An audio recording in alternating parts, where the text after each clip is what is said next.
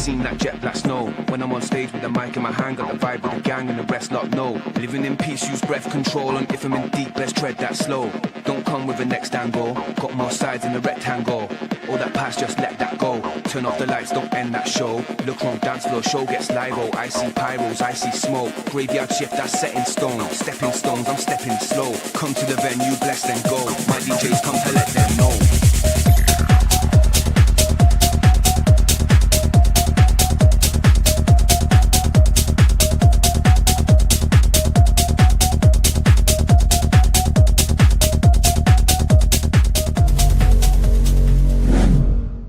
This video is for informational purposes only and is not intended to be a substitute for professional medical advice, diagnosis, or treatment.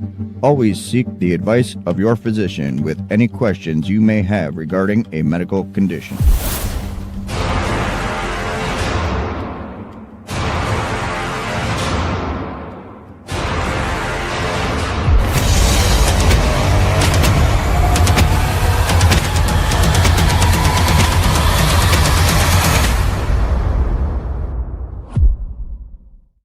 Hey, what up, YouTube? This is Eric at Studio Digital 182 Pro with Austin Oral in the house, Parabolic 33. Of course, we have two very special guests tonight. We have Mike Horner from the Mike Horner Muscle Project, and we also have Dave Canney from Mr. and Mrs. Bodybuilding with Blue Collar Bodybuilding. Excuse me. Of course, all the links are in the box. We have 3 coaches in the house tonight and a pro editor, digital media creator. All of us here are up for hire. We do have our businesses, and contact links are in the box for contract work. So please check out the ticker once we start playing it and take a look. So I wanted to say welcome, everybody. People here in the chat, see if we have anybody. Looks like we've got 3 people watching. Why don't we get somebody to say what up? What up? All right. Hey, Mike and Dave just got back from the Arnold Classic. I'm sure it was a great time. Looks like there was a lot of drama going on and all that. So, Mike, Dave, it's been a while since I've seen you guys. How you been, man? Dave? Good. Yeah. No, just working my butt off as usual in the grind, trying to put on some muscle in my off season right now, myself personally.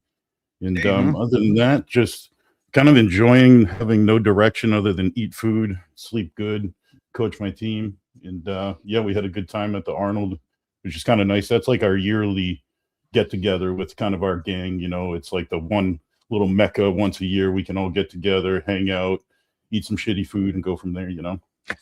Yeah. So how was the flight down and all that? Did you guys make it there? A good time? And Mike, yeah, well, you're out in West Coast, right?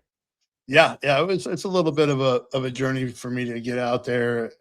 There's no direct flights from little old Medford, Oregon, so it's always a little bit of a adventure.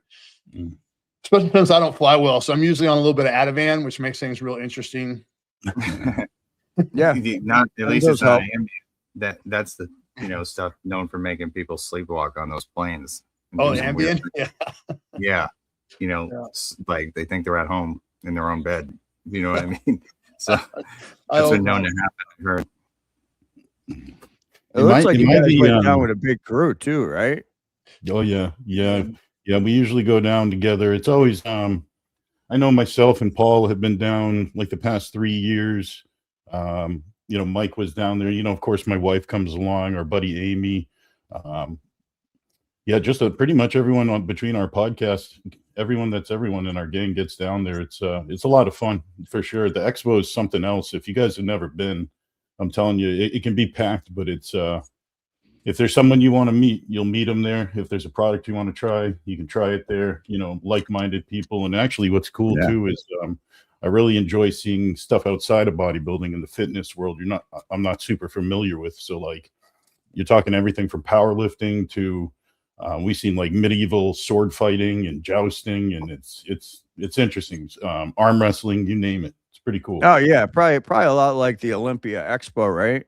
I mean, is it? I've heard actually from some people that the Arnold is actually bigger than the Olympia, or at least it used to be. Yeah. Did you go to the last Olympia, Dave? No, I've never done the Olympia. I've done the Arnold 3 times now, but I think Mike, you've done both, haven't you? Yeah, I did the Olympia. It's about, haven't been either. it's a fraction of the size of the expo at the Olympia. Yeah. I know the Olympia competition is a big deal, but they do nowhere near. You know what they announced this year at the Arnold, that it not only is it the largest fitness expo in the world, it's now the third largest consumer expo in the world. So in any genre or any vertical, which is pretty amazing, really, because it is huge. I don't know how many people they get through there, but they're going to have to build a bigger expo hall or start limiting the amount of tickets to sell, because you can barely walk through there at times. Yeah. I mean, it's the size of a small mall, and you're literally shoulder to shoulder with people at some, at prime times for the expo. It's cool. It's an experience. I definitely say I enjoy it, even though it's some people, you might not like being that crowded amongst people, but I enjoy it. It's a lot of fun. You get to see things that, aren't typical. And how many times do you get to go watch arm wrestling, go meet your favorite bodybuilder, go watch one of the best shows on the planet, and then you can go down the street and get some Brazilian barbecue, and everything's just, they shut down the city for it. It's really, and I think the city really appreciates that too, because they can manage it well. If it was in New York, if it was in maybe LA might handle it, but if Columbus does it well. I give them a lot of credit for sure. Yeah. Nice. And you guys did you both go in and actually watch the show itself? Yeah. Oh yeah. I didn't get to see the show at the Olympia, but the expo was pretty freaking badass. That's for sure. So what'd you think about what'd you think? Yeah, I know. Austin, of all people, the one who would have wanted to go the most, he didn't get a chance to go, man. That stinks. But all right. I was small at that time, like I am now. So, you never want to be I know you look so much different, man.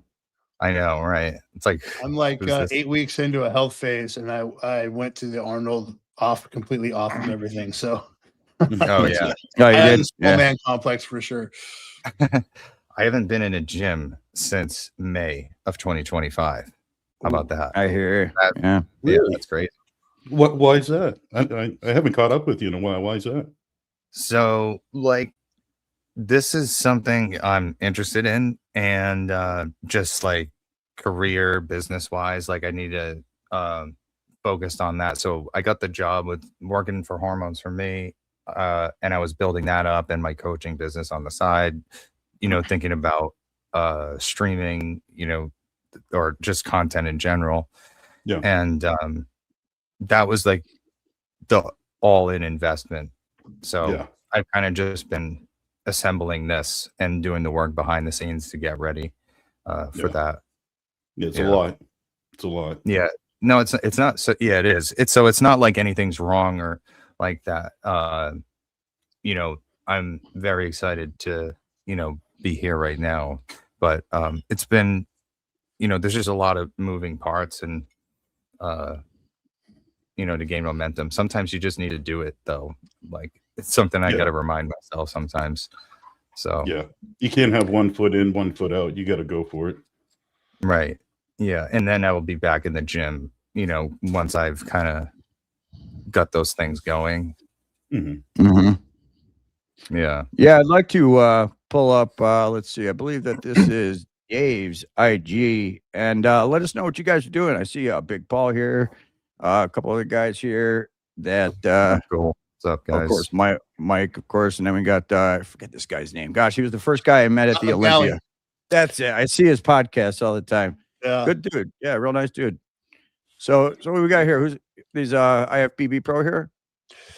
Yeah, no, he's that's Scott. He's on the podcast with Scott McNally. Oh, okay. Yeah, his name's escaping me right this second. Hold on, let me look. Dusty Hanshaw. Is it Dusty Hanshaw? Yeah, it's at Rep 300 on Instagram. I know that, but I've heard of Rep 300. Yeah. Nice. I'm sorry, not Dusty. Dusty's the other one, the bigger guy. No, it's not Dusty. It's Ron Partlow. Ron, that's it. Yeah. There's some old school bodybuilders. They're a lot of fun to listen to. There's not a whole lot of people that I enjoy talking about coaching bodybuilders and bodybuilding in general, and the Think Big Bodybuilding podcast with him and Skip Hill, and what's the other one they do? We'll usually have Andrew Berry on there a few times, and yeah, and then they got what is it? Think Big side of things, and that's usually got Dusty and Ron and Scott. Yeah, they do a good job. It's cool seeing how these guys kind of intermingle like the old school methods of bodybuilding with still keeping up with kind of the new things that come along. And you know, it's funny. It's kind of like watching. It's kind of like listening to your father. At the end of the day, they're kind of right. There was the old school methods always work. You know, it just might not be the easiest way sometimes. Yeah. You know. Yeah. But so you think like in a particular style of lifting you're talking? Yeah, just kind of thought process. Yeah, like thought process. Like, you know, nowadays when it comes to, at least from my experience with coaching, a lot of people really kind of fixate on small things. You know, Justin Harris kind of always pointed out, just don't worry about that last 10% till you get the 90% of the foundations and the basics of things covered. And that's something that those guys really drive home. You know what I mean? And it's just so true at the end of the day. Like, you got guys nowadays. Yeah, you got guys nowadays that are chasing down an IGF-1 level. They're, you know, do I do high estrogen, low estrogen, this and that? And it's just like sometimes you just want to say, hey, keep it simple, keep yourself healthy, eat good, rest good, and train hard. And you know? And it's informed by stuff that works, because like the sharing of information online, I think, kind of encourages people to want to like feel like they're a scientist and super scientific and whatnot. But like, it's how much stuff seems like, oh, it's going to work, it's going to be crazy. And then it just like, it doesn't, you know, comes a waste of time sometimes. Yeah.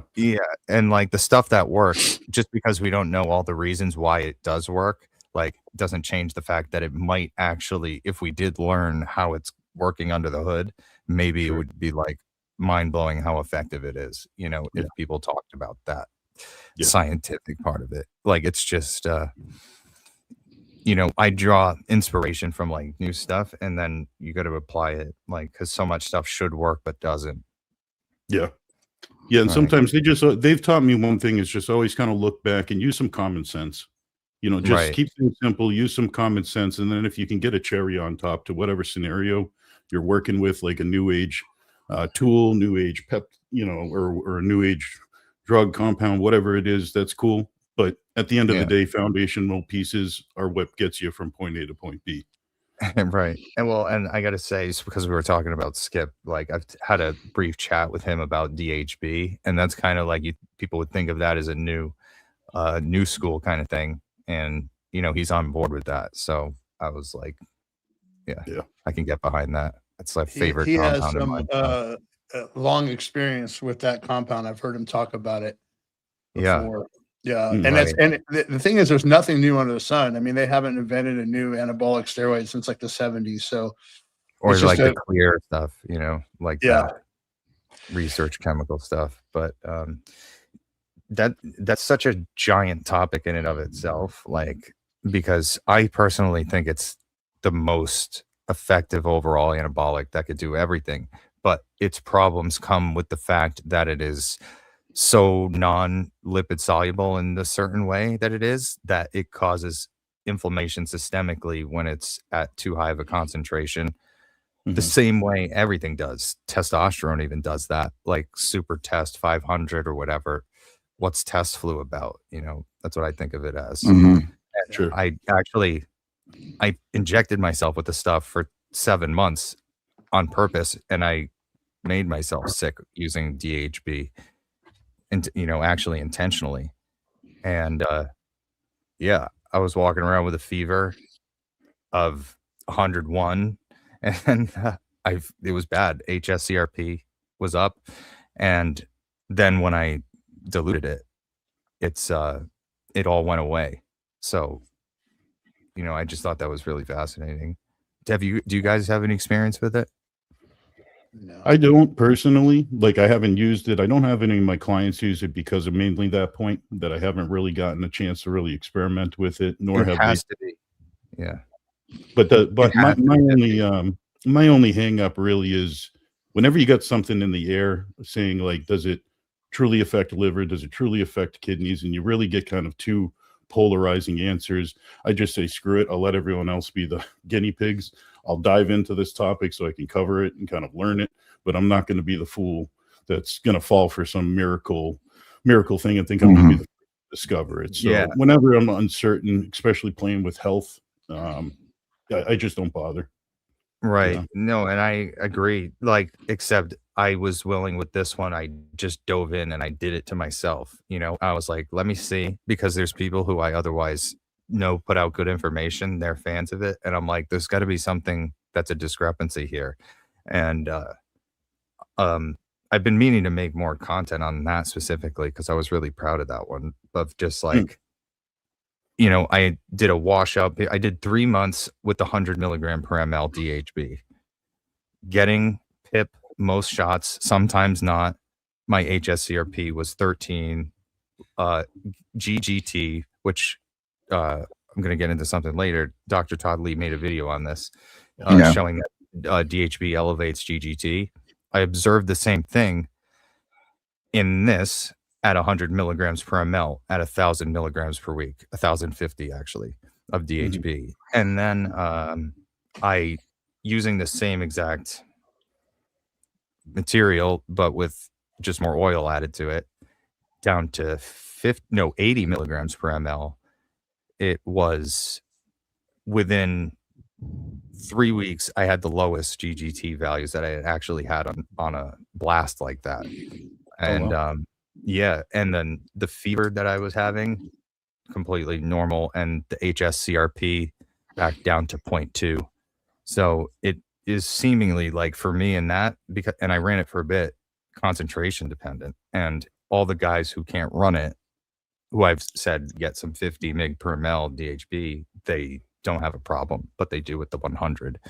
Now, it's not everybody who has a problem with the 100, but it seems like at different times of their lives, different times, some people can tolerate something, and then all of a sudden they stop tolerating it. I don't know if you guys have noticed that. We literally just talked about that, Mike and I. You know, oh, really? Yeah. With what? I think, well, I forget which compound that Dave and I were talking about specifically, but I think, you know, the length of exposure to a compound has a lot to do with the side effects. And then, you know, a lot of the clinical research, when they look at long-term effects of AAS, the length of exposure has a lot to do with the documented side effects. So a lot of times, you know, like there was stuff I tolerated well when I was younger, Tren, for example, and I burned all my Tren receptors up at some point because now it just doesn't agree with me at all. And the side effects, in particular, the neuroinflammatory side effects are more intense now than they've ever been. So I'm out of it. I would not with Tren or with any specific compound, but with carrier oils. Like, all of a sudden, MCT was my favorite. Now I couldn't use it at all. Like, it was just one day I woke up and anything with MCT would cause massive inflammation and like sterile abscess, where if you pin in your delt, like the whole elbow is swollen and looks like, you know, it's like jelly if you press it. That would happen to me every single time, and it didn't matter what it was. NPP, Deca, Primo, Tren, So anything. You think it's definitely the carrier oil and not a method of you know, compounding it? Yeah, this was multiple labs, and you know, multiple labs and that. So it's like interesting. Heavy Reset brought up something interesting in the chat, though, is that anything that's like mega dose like that is going to have some solvents in it. And that might be what you've become reactive to after repeated exposure. So the solvents themselves. So I did I did a test with this also. So, all right, stop me if you have questions on this, because sometimes I blow through things. But benzyl benzoate is a solvent, right? 20% is the standard amount of benzyl benzoate, for example. Benzyl benzoate is much more water soluble than grapeseed oil, for example, any carrier oil. If you take a 1 mil out of 100 mg per ml DHB, for example, it's 0.8 oil, 0.2 benzyl benzoate. Right. So what happens when you pin that, the benzyl benzoate is much more water soluble. It disperses and it leaves the depot faster than the grapeseed oil does, or whatever oil it is. So now you have 100 milligrams of DHB in only 0.8 mLs of oil. So the concentration has gone up to 125 milligrams per ml. And then it crashes in the muscle depot. So people have heard, it's like, it doesn't make sense because it's hot. It's warm in the muscle. You would think it wouldn't crash. Like, it's like, if it's not crashing in the vial at room temp, why would it then crash in a warmer muscle depot? And it's because of the dynamics and I'm proposing that anyways, that benzyl benzoate washes out because it is water soluble. And formulations with solvents, why do they have solvents? They're high concentration. So if you're relying on that solvent to keep it dissolved, it's going to stay dissolved in the vial, but as soon as you put it in the muscle, that solvent washes away, and then you have crystallized, crashed, precipitated hormone in your muscle that causes tissue damage. And normally, if you're getting tissue damage in your muscle, that is, you've got an open flesh wound, basically. So the immune cells that go over in that area are like, your body's going to think you're messed up. Yeah, that makes sense. So, and that lines up with my experience in this last off season when I was doing injectable Anadrol instead of taking it orally. And there was some good things about it. Obviously, like I could do half the dose and get the same effects. I mean, it's super, it doesn't, the bioavailability when you take it orally is a lot slower than when you inject it in the muscle. But the tenderness from injecting the alcohol suspension over and over and over again got to be kind of too much. When you're injecting it daily. Oh, it's a suspension. Yeah. Like a cloudy? No, it wasn't cloudy. It was clear. But the thing is my understanding is that Anadrol isn't going to hold in oil on its own. It has to have high solvent. Some type of solvent in it. And what the analogy that you just painted with the solvent absorbing faster than anything else and it crystallizing your muscle would make sense with the continued muscle soreness and the type of muscle soreness, right? It wasn't like a good soreness. It was like tender inside there, like a small wound or something. And when you do it enough times, how much tissue damage are you doing, right?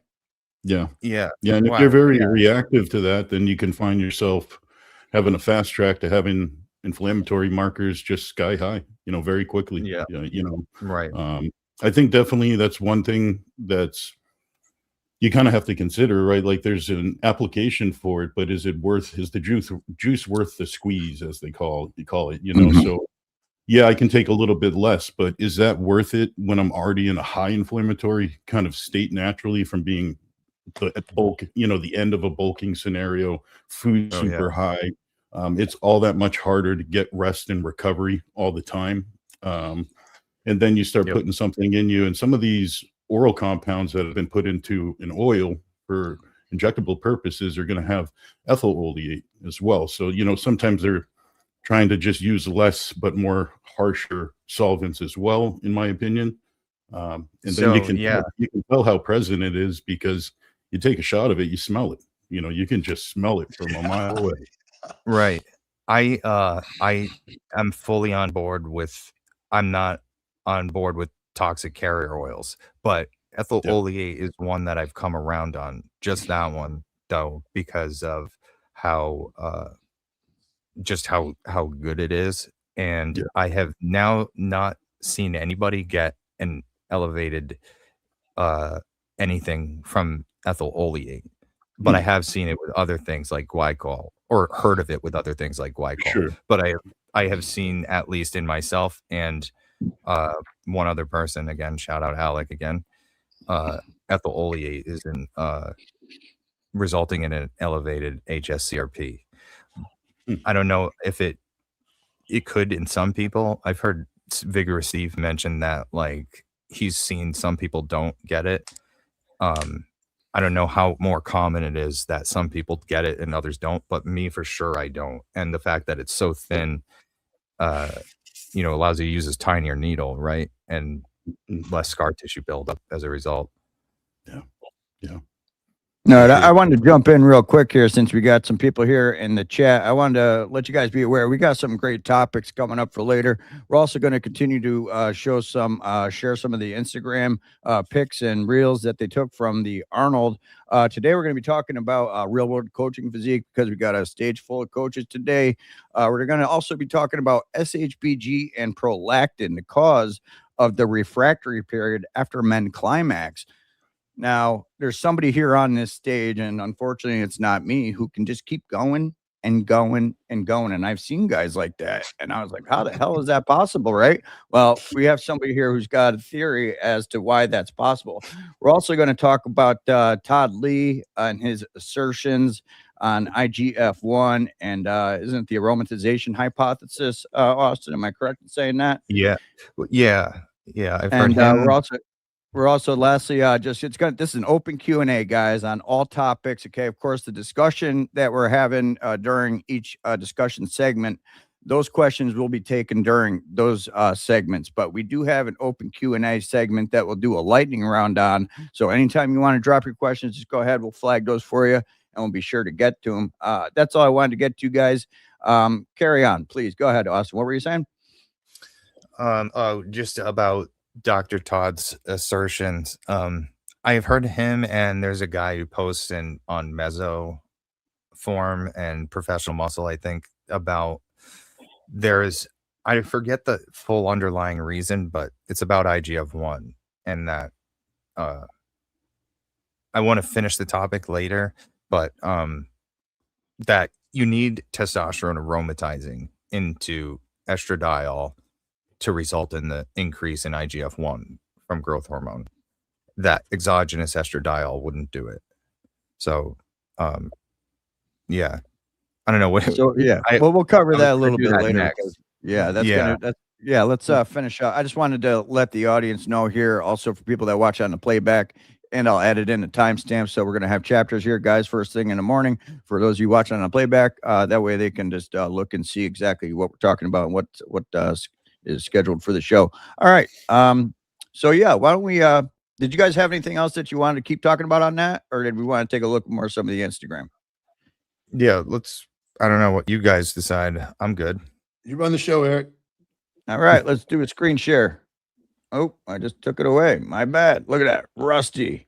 There we go. We got it now. We'll do it live. Here we go. This is live. That's what live's all about, guys. And we're gonna put there we go. All right. Of course, we got Jackie here looking dice. I saw her on her latest pics that she was publishing on IG. We got Amy here. Who's this woman here? That's Jackie's coach, Karina. That's Dr. Nice. Karina. That's Jackie's coach. Great. Now, is this your IG, Dave? Yes, it is. I'm sorry. We'll go back and forth here. Oh, no, that's Dave's right there. This is here. Okay, so now we're at the Arnold Classic. We got Hottie up on stage. We also have Nick Walker. And then, of course, Andrew Jacked, who is the winner. Now, guys, you were there. All right, you were there. There's only so much like that you can see on a TV. But when you're there and you're seeing it, was this a big upset to you guys? Not really. Go ahead, Dave. All right, Dave, go ahead. We'll get the mic right after. Yeah, I want to hear each one of your opinions. Well, I can tell you what, when you're in person, it's certainly, I've seen a lot of pro shows and it's a lot of fun, but when you see these things in person, the statement that pictures and video don't do justice rings so true. You know, right. It's kind of, and it can become frustrating watching people kind of have these strong opinions that never even been there or might not have even seen video. They're just going off of these stills. but nonetheless, I think one thing people might not realize, and Mike might agree with this too, is first and second was a lot closer than people seem to think. When we're in person, and you can see the true detail, and you see how the skin kind of wraps around someone like a Nick Walker, and you see him actually kind of come to life hitting these shots. And same thing with Andrew Jack. He's so impressive. Like, he looks just huge. Oh yeah, and you see him in person, and it's mind blowing. It's like you've never seen more muscle. There's guys that weigh more. There's guys that are taller. You've just never seen more muscle on a frame than that guy. But I think one thing people don't realize, and as I kind of read a little bit into the social media and the reactions, is it was a lot closer than people think. Nick Walker and Andrew were certainly battling, and it came to the point where I wouldn't have disagreed if it went either way. Kind of, if Nick had taken the show, I would have totally seen that, and I kind of thought that myself. But then you really kind of take a minute, you step back and look at the whole picture, and this sport's kind of going more towards the aesthetic look. They're kind of getting away from allowing kind of bigger waistlines, and kind of they're not letting some of these structural issues with some of these guys get away any longer, let them slide, because there's so much talent that there's aesthetics coming through the roots left and right. And you just see it with like Samson, you see it with Andrew Jack, they're getting rewarded for these aesthetic looks. And I like it. I'm kind of old school. I love the mutant look. I just love seeing what people can just do. Yeah, just the genetic freaks, right? Yeah, and just see how hard work pays off. Yeah. And then the last thing I'll just quickly say is I think that it became apparent to me that there was a competition at first and second, and then a big step to the left, and third, fourth, and fifth were kind of in their own division in my mind. And I don't know if that played out on the video. I don't know if that kind of showed in the photos, but Hottie was definitely off. Martin was definitely off. And I think guys like Brandon deserved a much better look. He looked fantastic. One of the better looks. I think he's in a smaller look than he's used to, but man, for the age, it's just like, how do you get better at that age all the time? But I mean, from what I was listening to, all the announcers just seemed like they were just floored when Hottie didn't win. I listened to the live stream, and I was surprised to hear those guys talking that way at the time. Like, you expect that from Hottie fans. Like, Hottie fans are like, whether he should have won or not should have won, they just always think he should have won, right? Like, right. Yeah. And we saw that at the Olympia. Everybody was so upset that Hottie didn't win. And it's great that his fans are so loyal. And I definitely got to give it up to Hottie. I mean, that guy has so much shit going on in his life. And to pull off a prep for a show this big and show up as good as he did, he should be teaching a master class on mindset. That he could have his whole country crumbling around him and still manage to prep for this. So class act, Hottie for sure. And just like Dave was saying, you could go shot for shot, and this side pose looks better. This back double bicep looks better. You go shot for shot, and you couldn't decide where to put your eyes between Nick and Andrew Jack. I mean, they were really that close, and they're both such freaks, right? Like, they call him the mutant for a reason, and there's not too many people, as far as Andrew Jack goes, they can get on stage weighing 310, 320 pounds on stage weight. And the guy's just so incredibly massive. He's just not to be ignored. And they all brought, great conditioning to the stage. Saturday night, even over Friday night, they had all improved with the exception of some of the lower placings. So I don't think there's any scandal here. And Nick's really proud of himself, as he should be, for self-coaching this time and getting himself into that kind of condition. I don't think another coach has got him to look that good in recent history. And he really brought his best package, and he's absolutely stoked on that. And he's a competitor and a gentleman. And Andrew I just became a big Andrew Jack fan when he, offered a calming thought to Martin Fitzwater online and said, "Look, dude, why don't I send you on vacation, man? You need a few off, gather your thoughts, quit digging. You're in a hole, quit digging." Like, I just thought that was a class act move as far as Andrew Jack goes. So, yeah, top 3 was something.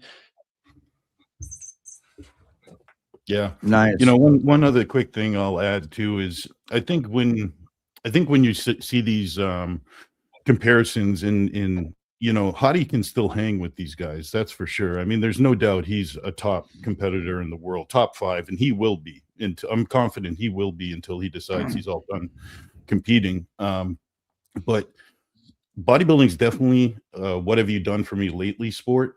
So how do you keep progressing when you see something like, just go back in the timeline to when Hottie won the Arnold and then second place in the Olympia, and then even if he's off, let's say 2 or 3%, which is probably all it took to give him this position and this placing where he was, and you see his legs kind of be not symmetrical a little bit, they're a little bit off and a little downsized, even though he's super impressive and even though it's enough to still be a top 5 guy in the world, it's just it's where the judges have to say, is he progressing? Is he still showing me something different? And when you don't, have your best every time, it shows. And I think I noticed it. I definitely noticed on Friday night.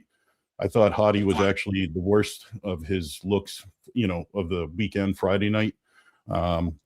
Especially, he has this signature look where he walks around and his chest is granite. There's not a bad angle. But I started seeing a couple things where he looked a little soft, almost start sweating, and some of the leg issues were kind of obvious, in my opinion. They're kind of shrinking, and it's not for a lack of hard work. Yeah. In my opinion, he's one of the hardest working guys. Watch what he does. It's amazing. What do you think going on there? Like with body parts shrinking, like what do you think that his legs a little bit? Yeah. I don't know if you thought about it from this perspective, Dave. I mean, we get swept up in the thought that everybody's having, or the debate that everybody's having about who should be where. And, there was a lot of talk about Brandon and Martin, but it really, I think that the discussion should have been about Brandon and Hottie, right? I think those guys should have been slugging it out for a 3rd place, but I think people had this preconceived idea of what everyone should kind of be, that it wasn't even, when did you ever see Brandon in a comparison with Hottie? You didn't. And I think if you had compared the two side by side, it might have been a question of whether or not Brandon should have been in 3rd. Yeah. And I think they only had one lineup that they put Martin with Brandon, and it was obvious to a lot of people there that Brandon showed up pretty darn on point and kind of deserved a better look. And yeah, you're right. Maybe you kind of get the lineup in your head just by the name, and you just kind of forget to put these guys together. The judges are human too. They, it happens, right? But looking back at it and after the show, I'm like, man, if they had just put Brandon next to Hottie, you're right. He probably could have had a good chance of stealing it from him, or at least being in a different conversation. It would have been a different conversation all the way around. Yeah. And talking to his coach, Justin, too, they kind of got a little lucky. I mean, I'm not much I can say about it other than, it wasn't the most perfect night for Brandon to try to, peaks are very tough, right? If you think you can just predict exactly what's going to happen, you're wrong. You're pretty much trying to keep the train on the rails kind of scenario. And they came across a few bumps in the road, and they really straightened it out, and it just worked out lucky and good for him this time, rather than kind of showing up, and missing the mark. So I don't know. I would have really loved to have seen him standing next to Hottie for sure. I totally agree. Yeah. Nice. Yeah. So let's go ahead and take a look here. And we will get a look. Who we got here? We got a Big Paul in the back. Still looking pretty big, man. Is he actually doing a show this year or no? He's thinking he hasn't of committed. It. Yeah. Well, he just got recovered back. He's just catching his groove right now. He had his shoulder surgery a while back. Right. Right. And, you know, so there's time and recovery for that, of course, and he did it the right way. So he, you know, he took his time. He worked with Dr. Marv a little bit there on just kind of how to recuperate, how to approach training and like ease into things again. And I'll say one thing: Paul wasn't being a meathead. He didn't just second he felt good start ripping heavy weights, and I think that's paid off big time to him. And yeah, it just goes to show that some people, as you get up there in age, we're all different. He seems to just be getting right back to where he left off. So I'm excited for him. I hope he does a show for sure. Yeah, me too. I mean, that's just awesome. Go as ahead. Soon as he Dave. goes back on and starts eating again, he shoots right up to 275. So he's got no problem putting on the size. Yeah, he's a big dude. Yeah, I can't wait to go back and do that.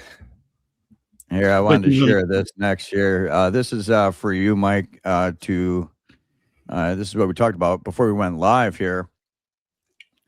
You all got what you wanted, so you can cheer and celebrate even more about my downfall. I'm no longer affiliated with any company, and this is not about my corner.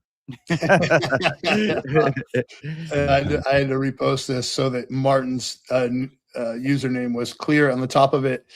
Yeah, man, it's kind of sad to watch, really. I mean, you know, we all have our moments, right? I mean, all of us have had a little meltdown here and there, whether it's at a competition or just, you know, throwing a 45-pound plate across the gym because you're pissed off, which is something that I've done, right? Like I've done that too.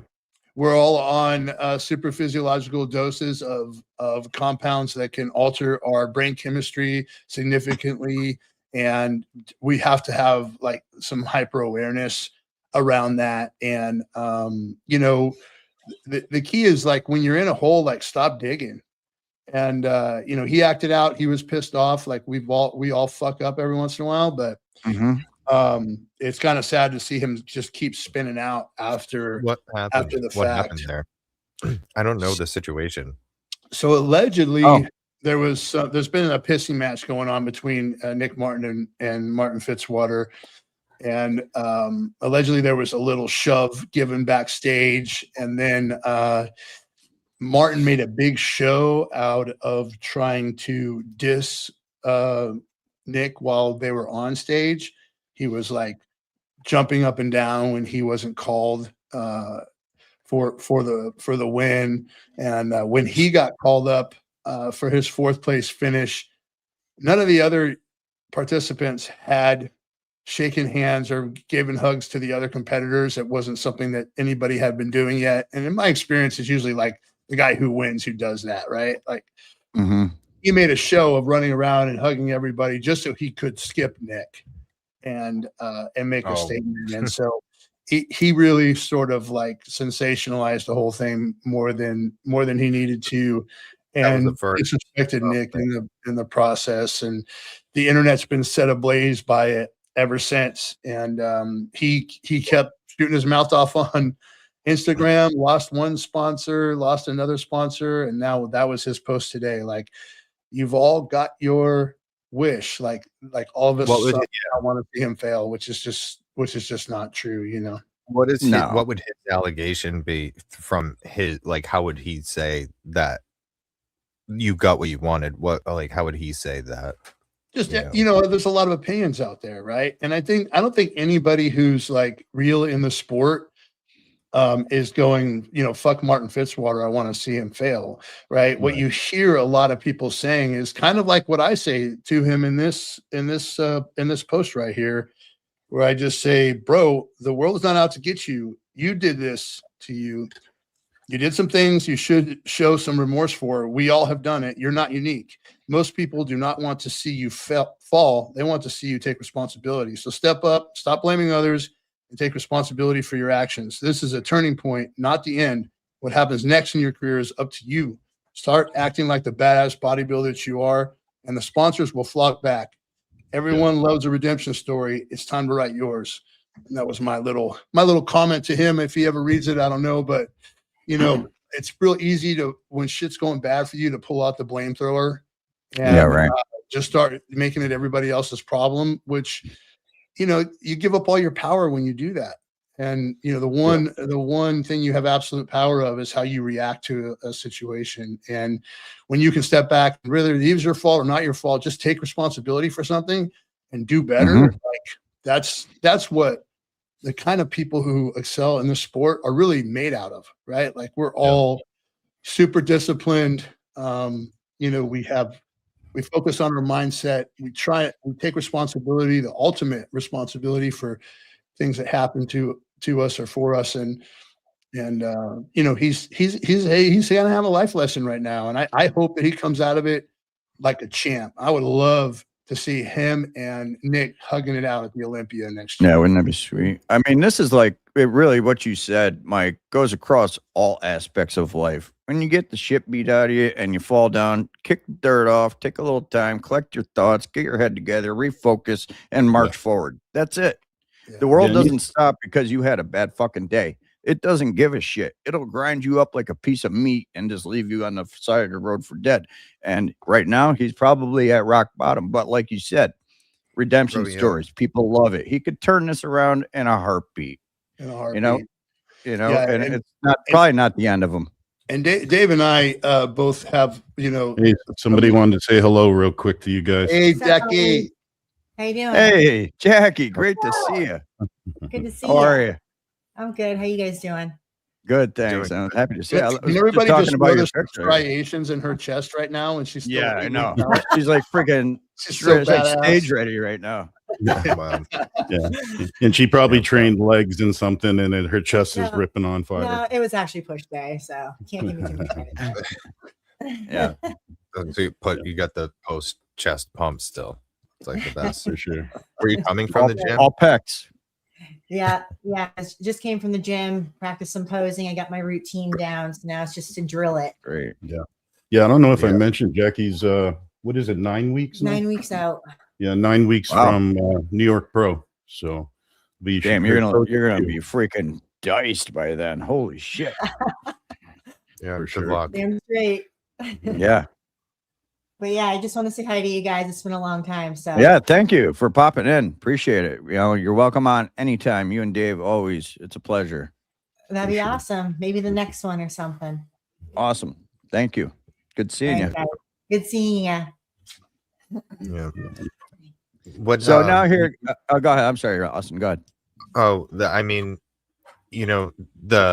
what Mike said about, it's an opportunity to improve, or, the world doesn't stop because something happened to you. Like, it's just an opportunity to get even better, basically. Because like, even if something is wrong has been done to you, like, it's a problem to navigate, a problem to let it go, or it's a problem that you can try to work around, and like, it's just something added to your mission, basically, like you Dave and I both share a background, in addiction and alcoholism.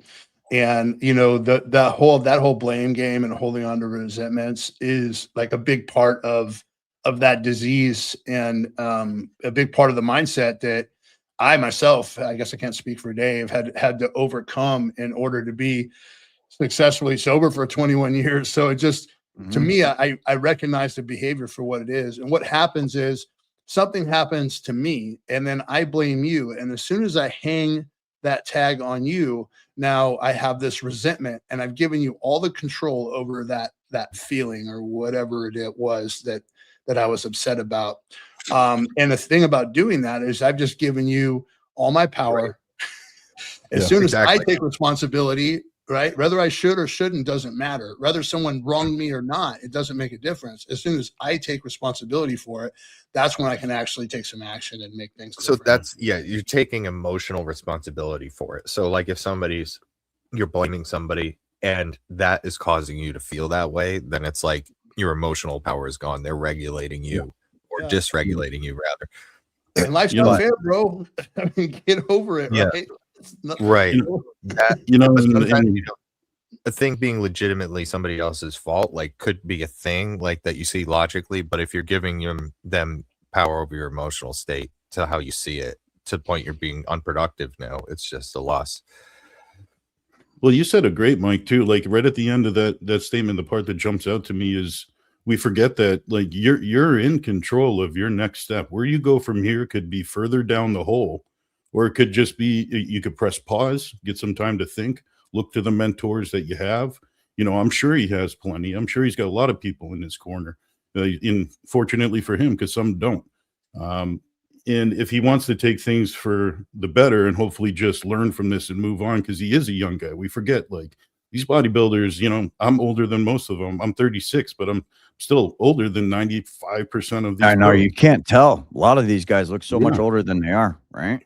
Yeah, and I just hope that people remember that there's no good to pile on. And I'm not a fan of like unsportsmanlike conduct, you know, for sure. There's no place for it. It does no good for anyone. Even if it feels good, you know, it feels justifiable.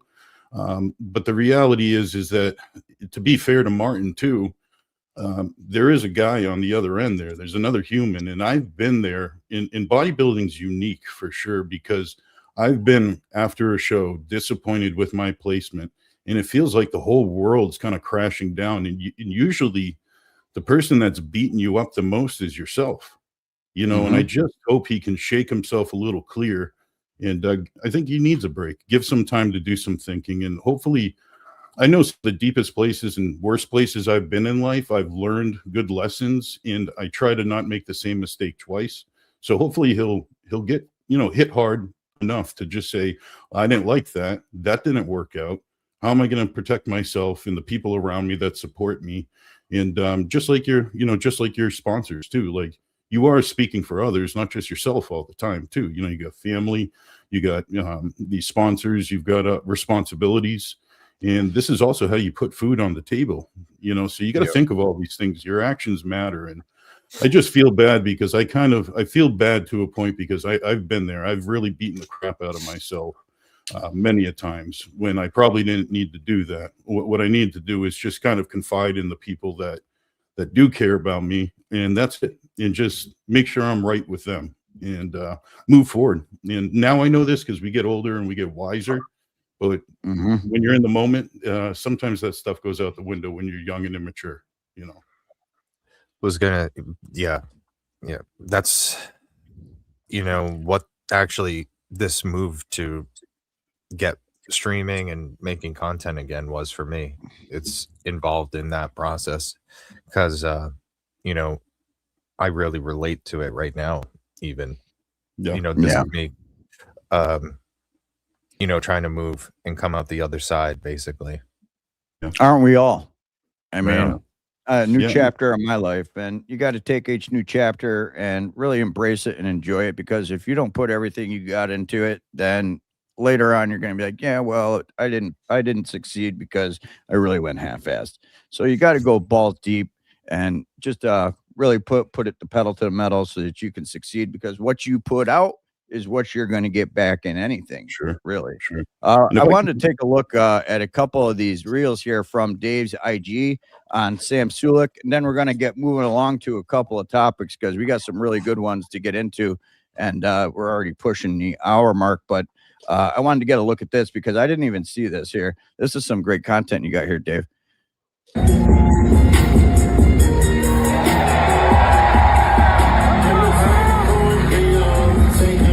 Going crazy for him, huh?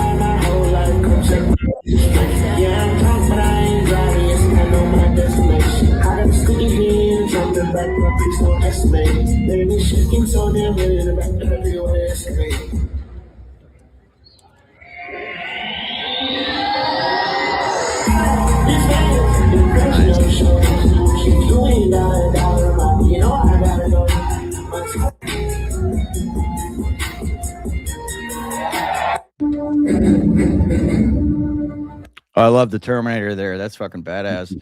But Sam was good. That was a good posing routine. I was impressed for his first pro show. Damn.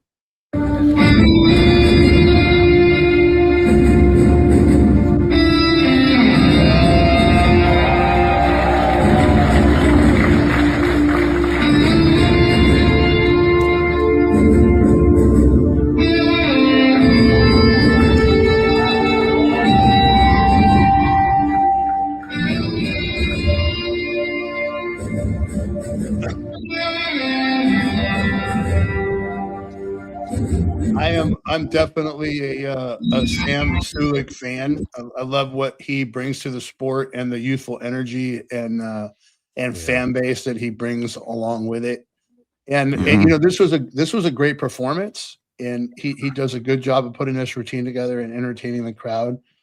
But when you put him in the lineup with other classic physique competitors, his posing is not that good as it looks. No.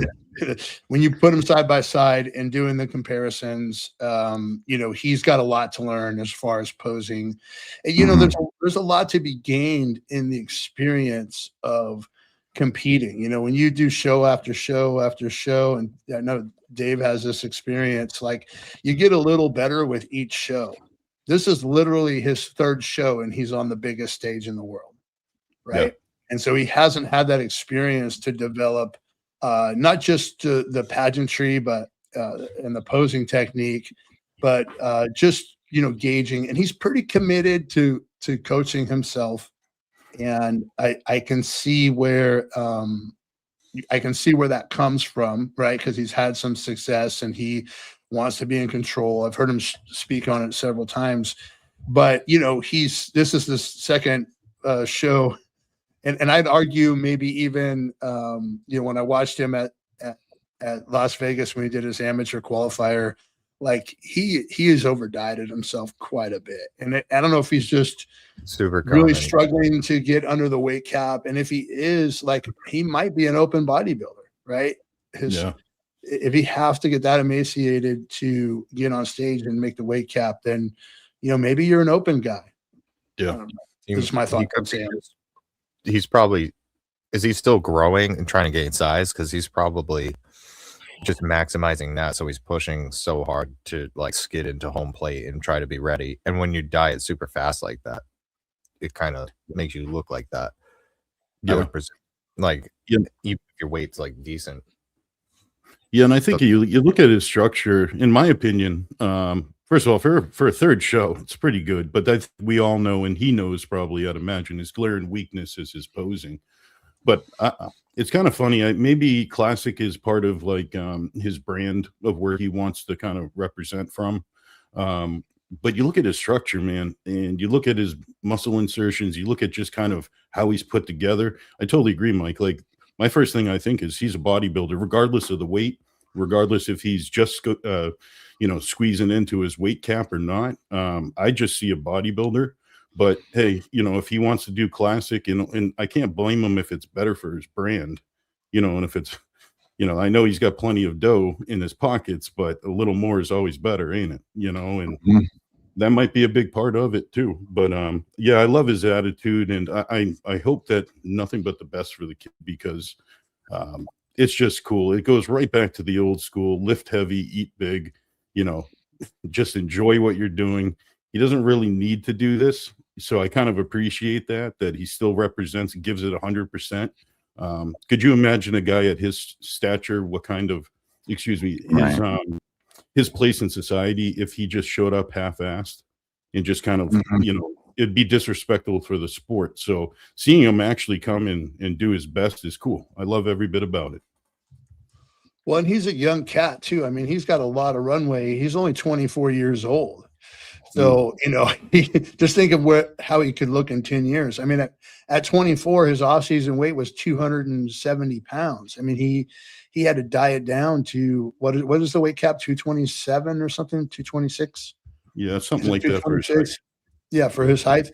So, you know, he's 5'11". He's a big guy. He could easily, I shouldn't say easy, because none of this is easy, right? But he could easily get over 300 pounds in the off-season and be standing next to Hottie and Martin Fitzwater and all these other guys. He's got the genetic potential to get there, you know, and just take a few years. It's not like he's hurting for cash otherwise. I mean, yeah, he had nothing to gain by getting on stage to begin with. He could have just kept making his videos and been phenomenally successful. So my hat's off to him for wanting to prove that he can run with the big dogs. But yeah, and he wasn't last place. He got wasn't last place. So tells you something. They're not going to hand you, I don't care who you are, they're not going to hand you placements. That's my opinion. I know people say there's politics that come into play. but it's too obvious now. People know the sport too well, and they're not going to hand you a placing. So even though it was eighth, I think it was 8th out of 10, and I think he earned that spot.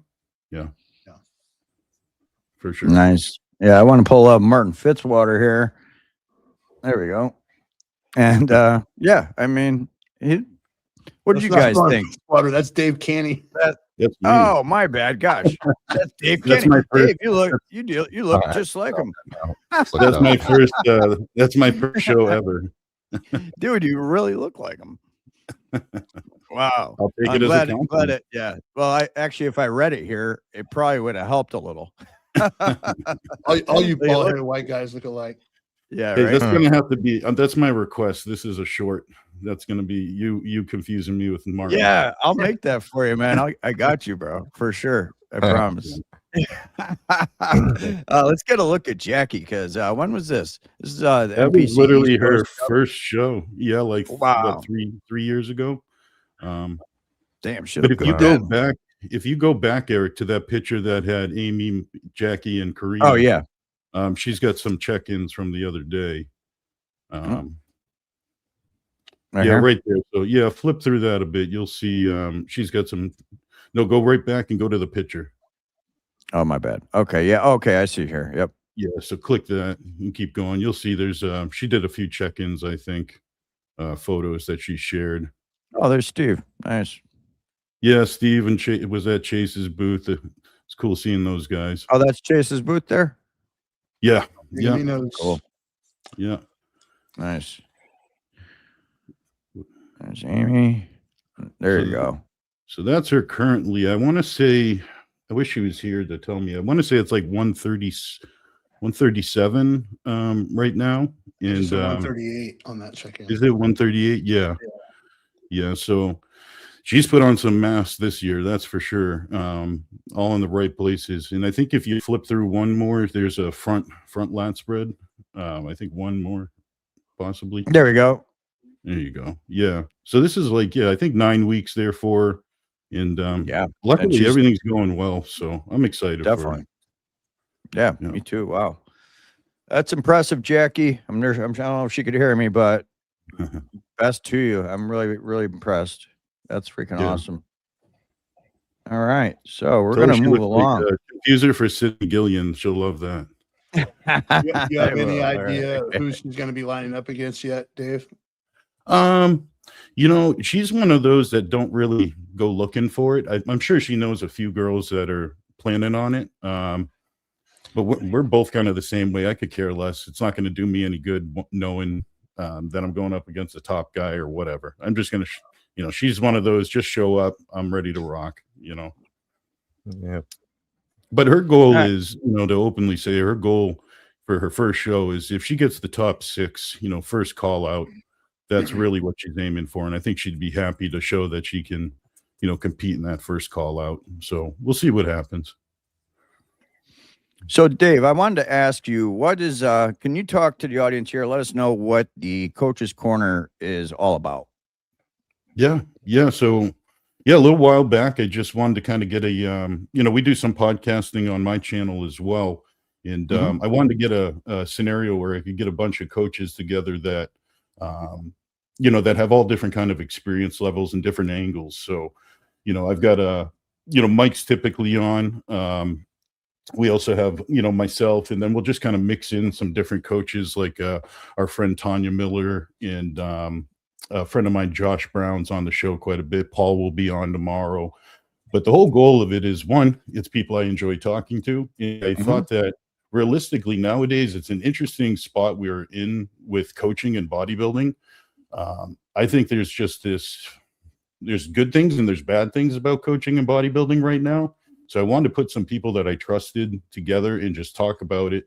Everything from bodybuilding for fun, but also the state of coaching, so you look at it right now and there's this huge spectrum in coaching. There's some really poor coaching, and everyone can be a coach, whether you did a show or not, whether you know the difference between a dumbbell and a barbell. If you can talk well and convince people to hand you some money, you're a coach in their opinion. And then there's some excellent coaching, and it's not always the big names. There's some phenomenal coaching on the other side of the spectrum. So I'm just trying to kind of let people hear from people that have been doing it for a while. You know, I've only been coaching for maybe like 8 years total. That's why we put number 22, because 22 is when I actually went and made it official business and started actually asking to get paid for it. But people don't realize kind of like how much of it's a craft, and it's an art form to a point. You know, coaching is not just like a plug and play with numbers and spreadsheets. Those are all tools. And I think nowadays I just wanted to kind of get this. I wanted to get people together so they can show the wisdom of coaching now, and show like it's you need to have some bare bones minimum of experience. I think you need to be able to say, I've been helping people out, maybe for free necessarily, and hone your craft before you're automatically opening the doors and calling shots on what they eat, how they train, how they sleep, what they're putting in their bodies. You know, there's a lot of guys out there and gals that are coaching and informing people that haven't used certain compounds or training methods. Yeah, and they just instruct, and all they're doing is reiterating information. You know, they heard it and making it up most of the time too. Like, they heard it from Mike, and then they taught it to Austin, and then Austin's putting it to this person. You know what I'm saying? Like, just down the road. And it's frustrating because there's some really good coaches out there, and hopefully I can kind of, I don't want to expose anything to nobody, but I want to show people what real good coaching sounds like, what it looks like, how we think, without giving away all of our tricks, even though that's the thing. There is no trick. It's a little bit of a problem solver game. So I just wanted to get some clarity to coaching. So we put together a podcast, and we just kind of do everything from shoot the shit to get into stuff like, you know, shows, and kind of share a little bit of our client work and our own work. And, you know, hopefully people can take away and say, oh, these guys are not trying to put people in or out of business, but they're trying to kind of show, be careful with coaching. You know, when you're young and 21, you got to be careful whose advice you're taking.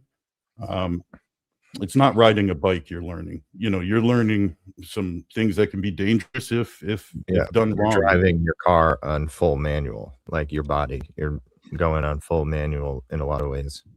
Yeah, and you can have all the tools on the planet. You know, I could give you Dale Earnhardt's car.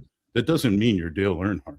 Like, you could have all the knowledge with ChatGPT and all these great podcasts, but you're not Hani Rambod, you know, so you need to hone your craft. And I guess I just wanted to do it out of frustration and also just education to people. I applaud what you're doing. I got the same exact thing. So I'll just ask, like, do you guys track blood sugar at all during any phase, or just have you ever done like a steady? What happens after bulking? What is your sugar doing after like 3 months of bulking? Oh yeah, I mean, I personally track as much as the client will allow me to track. To a point. No, I have some things that are just mandatory. Like, we're not going to play around with any insulin, and we're really not going to play around with growth hormone if we don't have an idea of blood sugars. We're checking A1Cs as well, and then we're also seeing fasted insulins, so seeing the whole picture. But that's what I try to do, track as much as possible. Yeah, no, I guess I was going to go ask you a specific thing. I couldn't be more on board, actually, because like I've had negative experiences for those reasons, like walking about the space. Like, it just seems like it's like you made it up, I think, or it was made up somewhere and then you just said it, you know? Yeah. And like, it's not about attacking or anything, you know, you just have something to offer and you're trying to offer it, basically, right? But I wanted to ask that one specific example because I feel like it's so under checked. But what happens to, do you notice any trend that you see what happens to blood glucose after a certain amount of time of bulking? Like, yeah, I mean, obviously you're going to see, depending on person to person and where they're at, how they took their bulk, how well it went.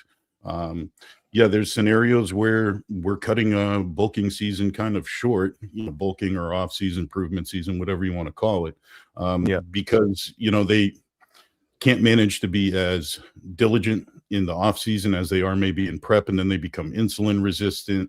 you know, put on a little too much body fat. So there's scenarios where I have to know that, because if I'm feeding someone that's insulin resistant, I might be driving them into a hole with their physique, but I'm also damaging their metabolic process too, you know, their metabolic health to a point. I would be curious to see a person like, and tell me if you have this, who has normal blood glucose control after being in a surplus, like a true surplus, for over 4 months, like, or 3 months even, too. You have normal blood sugars in the morning. In the morning, do you mean? What about after meal? I always check my blood glucose in the morning. Yeah, I check my fasted blood glucose, and then I'm kind of like you, Austin. I'm a little maniacal about lab work, so I'm getting extra lab work done just because I want to see where something's at. And you know, the thing is that there's some good mitigation strategies as far as so what about that. Postprandial though? What have you checked? Postprandial is what I'm talking about, like after a meal. Yeah, I certainly do. Yeah, before my next meals, not every single meal. I'll check it throughout the day. I didn't mean, sorry, I kept cutting both of you guys off. I wanted to hear Mike's mitigation strategies for the blood glucose spikes, but I'm specifically talking about postprandially in an off season. The up to 140, 150 down by 3 hours to 100 or something, that starts to go away in the cases I've seen, which is mostly my own, honestly, because it's hard to find people who are regimented enough, like sometimes who are just going to be literally tracking every meal, blood glucose like when you need to, like a couple times a day at least, in increments after meal to see how long it takes to get cleared. But specifically the postprandial, have you guys like measured that like in a bulk to see it's not going down as easily anymore? Or do you still get you can get a continuous glucose monitor, CGM, pretty cheap these days. So I think more people are tracking it than ever. And I've done you know, a day where I'll take a high carb day, and I will check it routinely throughout that day just to get an idea of where I'm at. But I've never done that in off season. Okay. Only this is like crazy. Like you will go up to 260, 250, and you'll still be at 160 hours later, 8 hours later, 5 hours later, doesn't matter. And that's like when you were just like a month or two ago, you were in a diet and you were fine. Like your blood glucose is normal. It'll be fine in the morning sometimes, other times it's super high. And I've gone into this. So I guess maybe, you know, maybe it is something I track, and I'm not trying to, you know, I was going to say as an example of where people don't look or don't have the experience in terms of coaching, but you know, you guys have obviously been coaches. Like it doesn't matter that you didn't track this one specific thing, but be on the lookout for it. Do it. What you'll see is going to be insane, actually, because it is almost impossible to really effectively not even partition, but just get nutrients and glucose into the muscle after you've been bulking for a while. I get up to 230 units of insulin per day on my mass phases. Wow. And what do you guys think about the rate of size that I gained, like in the time? Like, I don't know. Do you guys know of many other cases like that? Or like, honestly, I don't know how common or not common it is to go from the 128 to that was pretty wild, bro. 260. Yeah. 258, not 260, 258 in 3.5 years. So that's like, I mean, 128 that was wild. obviously to 200 is going to be, that's not really anything special, you know, like if you're on steroids and you're lifting in the gym, tracking every meal, 128 pounds, you're going to be 200 pounds in no time. But there's so many variables there, though, that you're talking about, Austin, that you know, I mean, were you using exogenous exogenous insulin? Yes.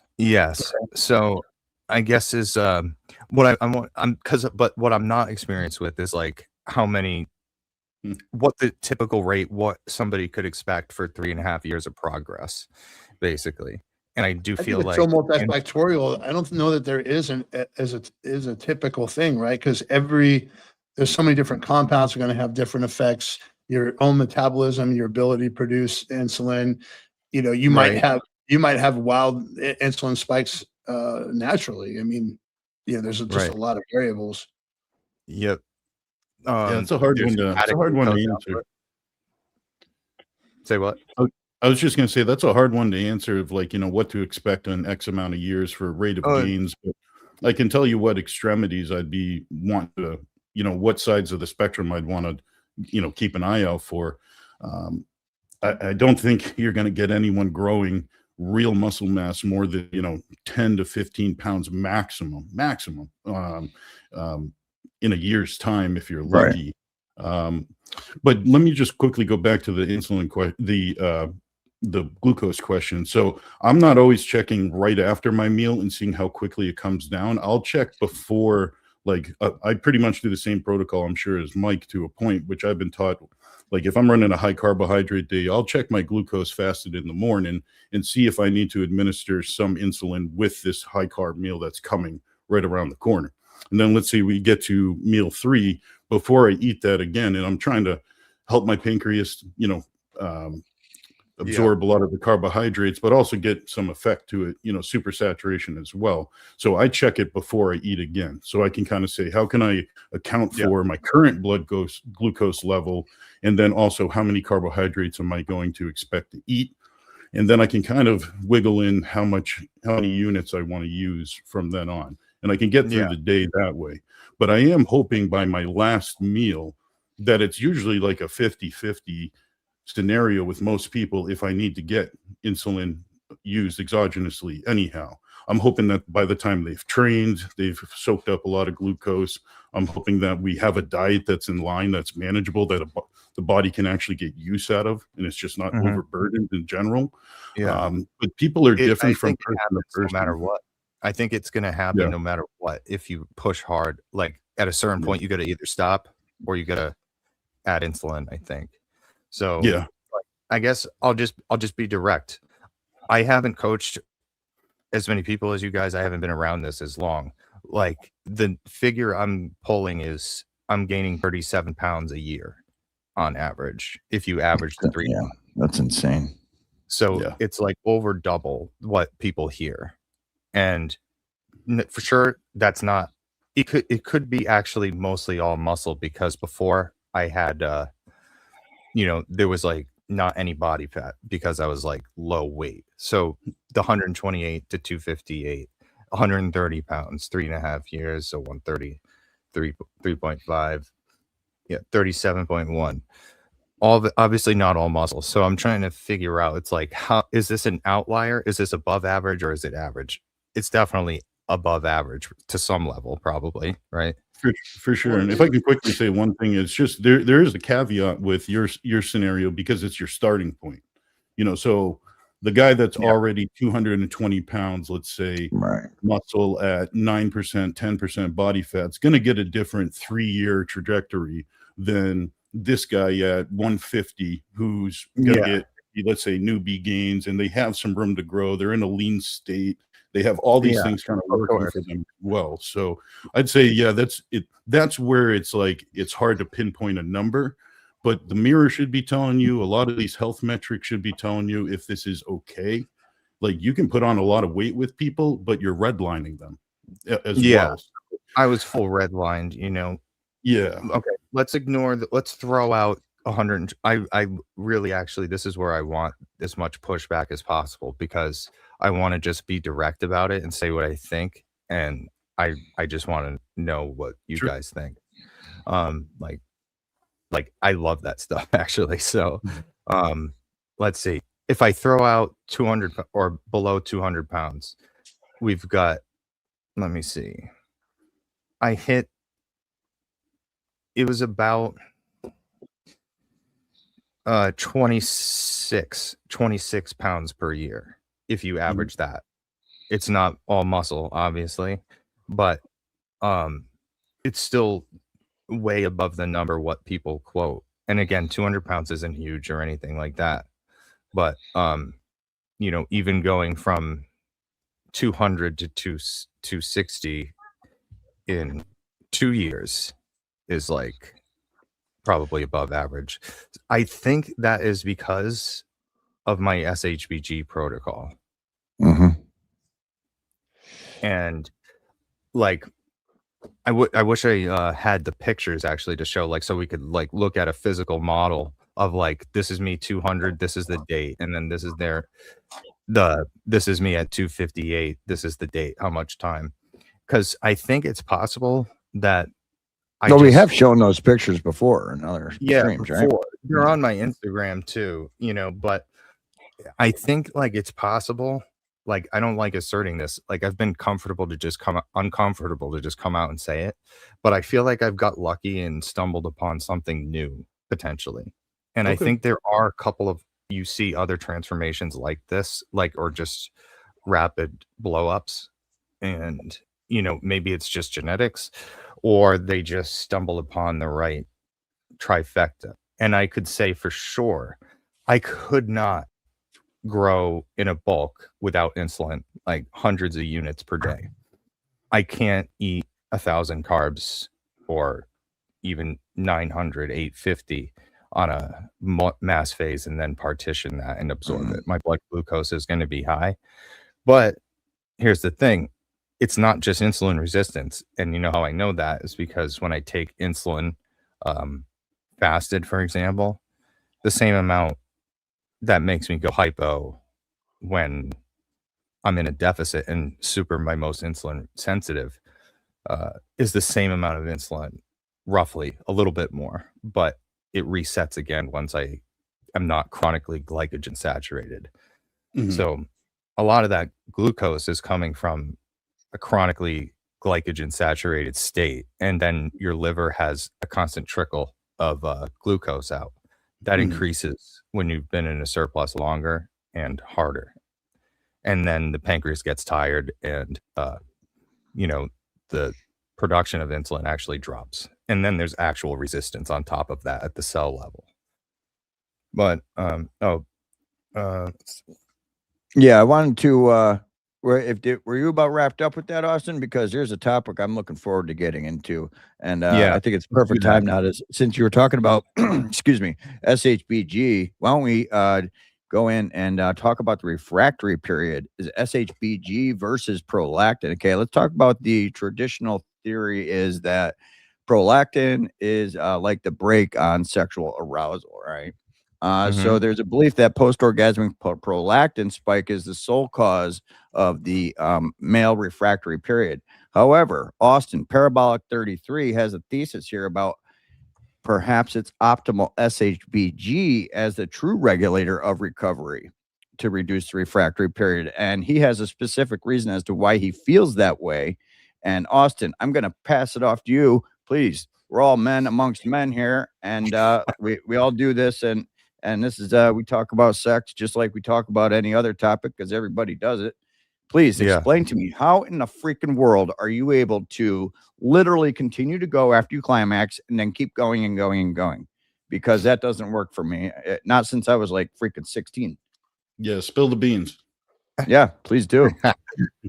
So, like, you know, I won't claim to know how it would work, but I just know what I've seen in myself and with like other guys. And, you know, I wouldn't say it actually so directly that SHBG is directly tied to it, refractory period, but SHBG is required for androgen sensitivity, like, to some degree. And we know the honeymoon period is a thing, right? Like, that is empirical data that we just see. Like, it's not like it's coming from some study or some mechanism that some nerd is talking about. Like, everybody knows honeymoon period. Did you guys get that when you first went on? Sure. Yeah. Yeah, everybody. I sure did. And then you spend like so much time trying to chase it and figure it back out. And what happens after we get on androgens? Before we get on androgens, our SHBG is high. And then once Right. we get on the androgens, our SHBG comes down. And for a That's while, you're in exactly that perfect sweet spot. You're just like feeling awesome. Your libido's cranking. And then one day you wake up, you're like, what happened? And then next thing you know, you're increasing your dose because you're new to this. You don't know.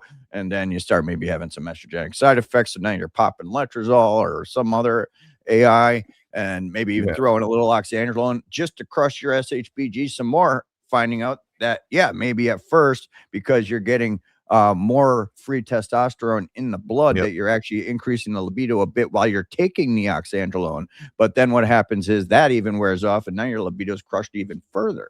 So please, Austin, continue. Yeah. So, and I'll address like the people watching too to the thing. Like, I'm not trying to do anything. Like, I think it sometimes maybe comes across like I'm trying to make a new thing or like trying to do something. I like taking different things and measuring and like experimenting. And I just like to pay attention to what I do because that's something I enjoy. And what I noticed after having it put forth that SHBG is connected to this, and then this honeymoon period, I by accident stumbled upon that way of raising and restoring SHBG for the first time on cycle, 7 months in, and it felt like I got the honeymoon period all over again.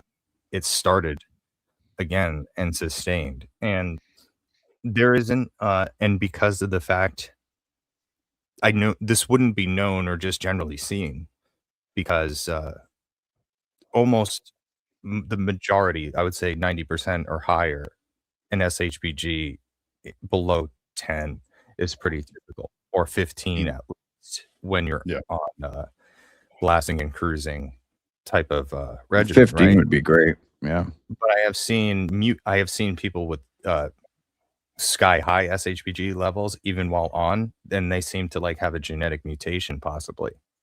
Those people don't seem to have that same reduced effect basically. And the reason it's not more seen, like the SHBG thing, it's like, if it's that great, why isn't everyone doing it? And it's because there's no way to increase your SHBG while you're on cycle or while you're on hormones unless you take a serum like a Clomid or something, and that's going to have its own effects and make you feel like crap.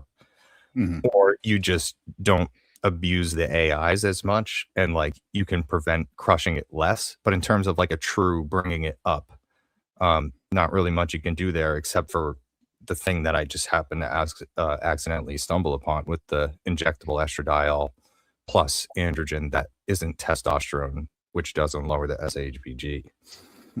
And I've seemingly noticed, like, what do you guys have experience with Proviron or like any rapid acting like tricks for a boost? Yeah, I mean, Proviron does a pretty good job just, giving you that kind of hit of androgen effect, which should give you a temporary libido increase if that's what you're leaning towards. Do you notice it ever stopping working? Like, or, it just, if you take it too often? I couldn't answer that just because I'm not using it for prolonged periods of times. My execution with Proviron is just going to be, the final phases of a show, a contest prep. So I can't say I've probably used it long enough to have picked up on that, and I wasn't looking for it. And so in a contest prep, you're not really anyway. Yeah, your energy levels are a little low anyhow. Your libido is going to be low from other contributing factors on top of that. So but I could see I could see where you're heading with that for sure. Yeah. I was intrigued because I heard Vigorous Steve actually mention that for the first time, and then Leo on that podcast they did together. But it's like it lasts 2 weeks. You get this libido boost from Proviron, and then it kind of stops working like that. But it's, I think the body works in waves. Like it's got to move in a cyclical fashion to some extent, and like a spike in androgen levels, like rapidly, that's what your body's going to respond to. But if you're constantly redlined and then you add more on top of that, the relative spike isn't nearly as high. Like anyone who's, like other things do this and have that effect, where if you go from 0 to nothing, like you have this thing totally out of your system, you add it, it's going to hit harder in a lot of instances. And so that's so how does this tie into the refractory period, Austin? Because we were talking about this on the phone earlier today. Eric wants to talk about sperm. I just want to learn this new trick. So because of it just seems like, if you're on that honeymoon period, like you have, everything about you is kind of more enhanced, and in terms of tying it into prolactin, I don't know if you guys have noticed or played around with different prolactin levels and seen how they affect you. Like, have you guys looked into that? Like, or how do you feel it or like it? Personally, I don't do so well with higher prolactin by any means. Okay. Yeah. But I try to mitigate it ahead of time. So again, be a situation where I've never really had it out of whack to give you an opinion on it. I think your average bodybuilder is just trying to avoid. That's what it is. That so many people are afraid of prolactin that they're actually preemptively crushing it. Is what a lot of people do, because they're not drawing labs. They're just taking Caber, and next thing you know, prolactin's crushed. Austin, you experimented a little bit with and because I'm following your a little bit of your content in regards to SHBG, because I have some personal struggles I'd like to overcome. But you had also done some experiments using FSH, didn't you? No, not FSH. I wish. Okay, maybe something else. Oh, HMG, maybe. Oh yeah, that's what it was. HMG. Mm-hmm. What was your experience, and what did that do to SHBG? Oh, HMG for SHBG. No, okay. I didn't run it or use it enough to observe any effect in SHBG. I didn't set it up to measure that. Right. But essentially, well, what do you mean? What was that? What are you thinking? Well, I recall, I know you've done a lot of research on how to elevate or restore lost SHBG. I also know that you did some research around FSH at some point, or maybe it was HMG and I'm confusing the compound, but I was just wondering, my question was if they had tied together. And just to put it in context, like I've always struggled with taking my SHBG. It's like a pretty common thing for me after 16 years of continuous AAS use and sometimes abuse, like if I'm being honest, right? But even prior to that, even as a young guy, I've never been particularly sexually sensitive, right? Like I've always been less sensitive than most, right? Which is great for the girls, not so great but not so great for us, right? Yeah. And while I did enjoy a short refractory period when I was very young, like Eric talks about, that's never been a thing where I can just go multiple times in a night. I'm not very sensitive. I'm lucky if I get to go one time, and that's obviously like someone who I'm very comfortable with. And I mean, I'm married. I've been together with the same woman for 32 years, but congrats for you guys. Yeah. So I've played with a few things. Like a lot of times, like I've done some Clomid with some success, but then it only works for a short period of time, right? And I know there's a lot of risk, especially blood clotting risk. So I do have a good effect from Clomid. You got a good effect. Yeah. Wow. Actually, like using Clomid in the morning before the workout. By the time I get home from the workout, my wife calls it the magic hour. Like within about an hour or 90 minutes after I train. I got you. Yeah. Okay. It's just like, because then I'm super sensitive and she enjoys it and I enjoy it, obviously. Not like running on a treadmill, right? Yeah. Yeah. That's what happens. You end up, it's like doing a second cardio session, you know. Yeah. And when you get that, see, let me ask you this, Mike, because this topic is always very interesting to me. Delayed ejaculation is a problem that I've been dealing with ever since I started hormones. Right now, the sensitivity is amazing. It's like unfreaking believable, and I attribute it to a lot of it to the test cream that I'm using. But anyhow, do you find that when your androgen load is very high, when you're on cycle, do you find that you have the delayed ejaculation side effect more frequently than you would when you're more on like a cruise or like a TRT plus dose during the off or during, you know, before prep or anything like that? Yeah, I think it's somewhat compound dependent, and there's not an injectable compound that does that to me. I usually experience that when I'm on Anadrol or halotestin or something like that. Okay. Halotestin also puts my libido through the roof. Like I can I can take halotestin before a night out on a Saturday night and be ready to give the world hell. You know? No, what sucks though is when your libido is like that and you just can't finish. It can be really frustrating. Or it finishes before you finish.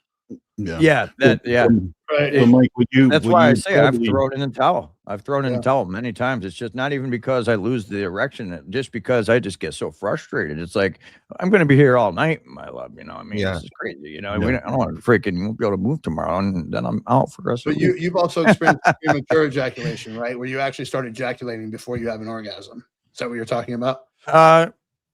No. Delayed ejaculation. I can't climax. You can't climax. Okay. Can't. Yeah. So, and that's the other problem is I've never been very sensitive, but now I'm 54 years old and I've been on PEDs for 16 years. Right. So these are all like compound situations. Right. I'm always looking for ways to try something different. And I recently brought this up with Vigorous Steve, and That because some of his in his fertility protocols, he talks about FSH a little bit, and that although the spermatogenesis and sperm motility were improved on FSH, and that he also felt like he was very sensitive and it was easy to produce. And I wanted to talk to him again at the Arnold, like face to face about it, but I didn't get a chance to.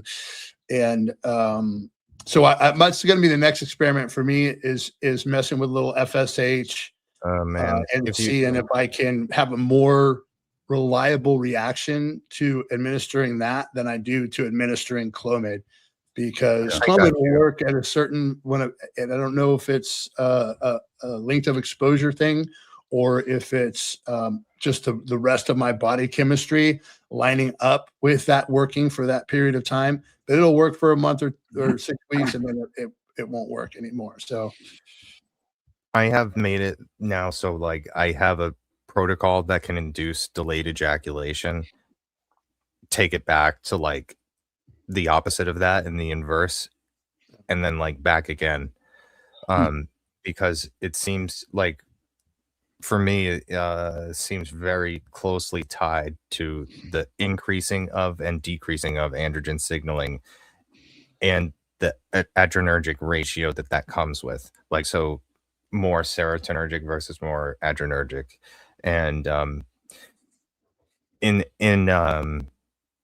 you mentioned like ejaculation before orgasm. That's tied to high adrenergic signaling, and then also probably benign prostate enlargement from androgens in general.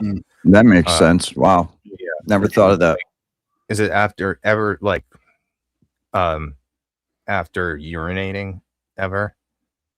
Because that can be like a thing, you know, not like from Trenemy's back. Holy shit. Sorry, I didn't mean to cut you off. Oh, hey, what's up? Yeah. What's up, Let's see. Let's just see what he said here. Hold on to that thought, Austin. I did Coach Steve's fertility protocol, got my wife pregnant. Libido was definitely raging on all that HCG and FSH. Yeah. I don't know exactly what's causing that there, but I know androgen binding protein is increased by FSH. And it's not the same as SHBG. I think I don't know the full way that it works, but I know it's intratesticularly mainly or exclusively is where androgen binding protein lives. And you know, I think it does come from the same gene family that SHBG comes from, but I mean, reliably, like just bar none, full stop, if you want to raise your SHBG level without doing Clomid or another SERM or oral estrogen, is going to be, you know, you got to remove test and you got to remove DHT. You got to get it out because those lower it. And you do not need test or DHT for your libido or anything at all. Rather, in basically literally everybody who I've seen try it.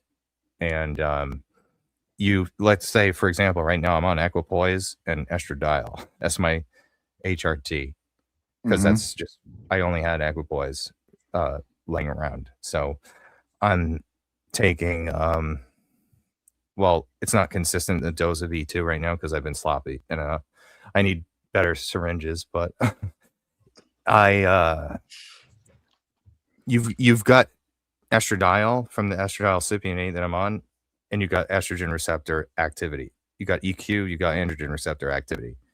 So you got both ingredients to make the thing. DHT just activates the androgen receptor.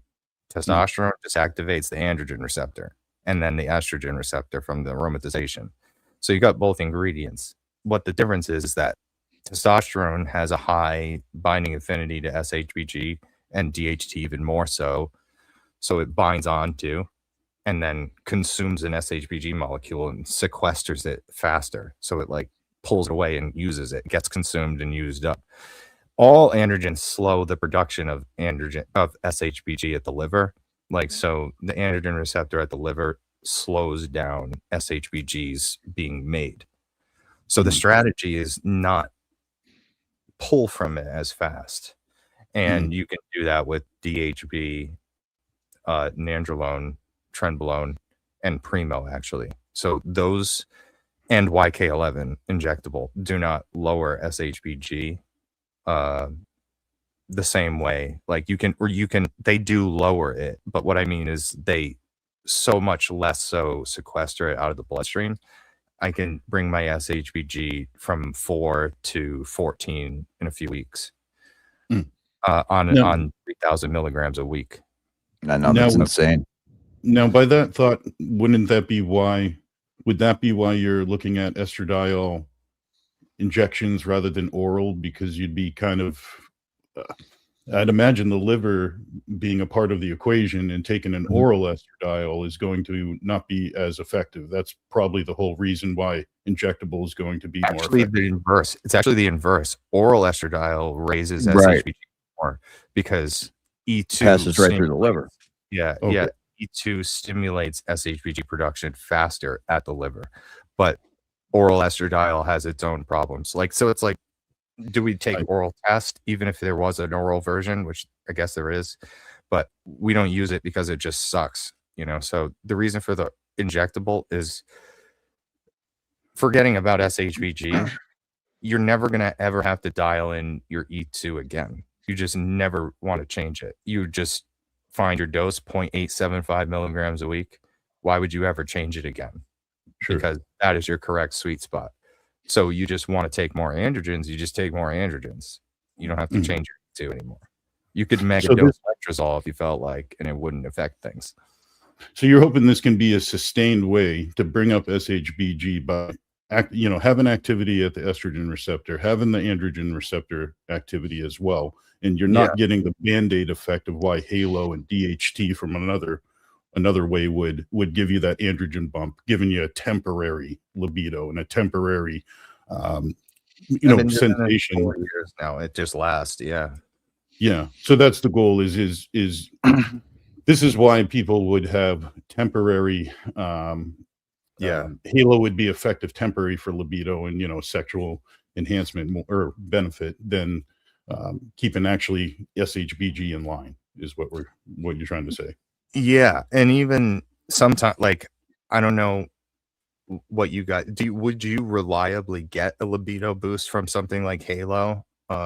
Like anytime you take it, like, could you reliably induce an increase in libido above baseline by taking? I mean, I can't do it for more than 3 weeks without it just totally wrecking my liver. So I only can do it in short periods of time anyway. But Okay, but it works though. Like it does work to give you a libido boost if you were to take a Halo or an Anavar. Yeah, mostly, and I don't have a libido boost with Anavar, but I do have a libido boost with Halo testing for sure.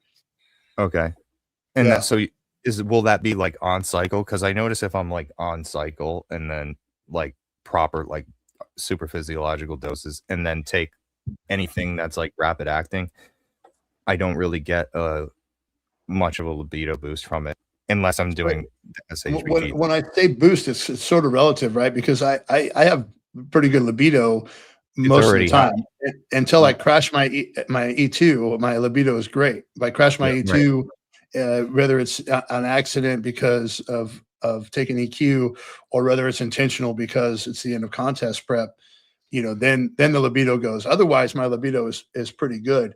But on Halo, look out. Yeah. Just, right.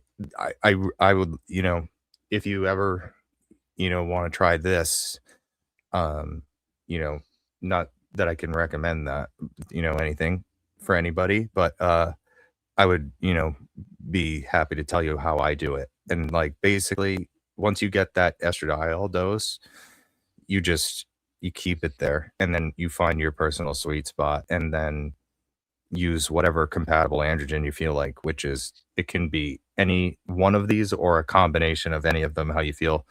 Deca or NPP, Tren, Primo, interestingly, DHB, and yeah, that's it. But DHB is by far the best in my experience and the people who have done it, but all of those will work. So, you know, so to say Primo, for example, since that's a compound I'm really familiar with. Yep. And then you do some oral estradiol. Injectable estradiol in combination with that. Yeah. And say on test, like on TRT, your E2 normally hovers around 35 picograms per milliliter, and that's your sweet spot. That's good.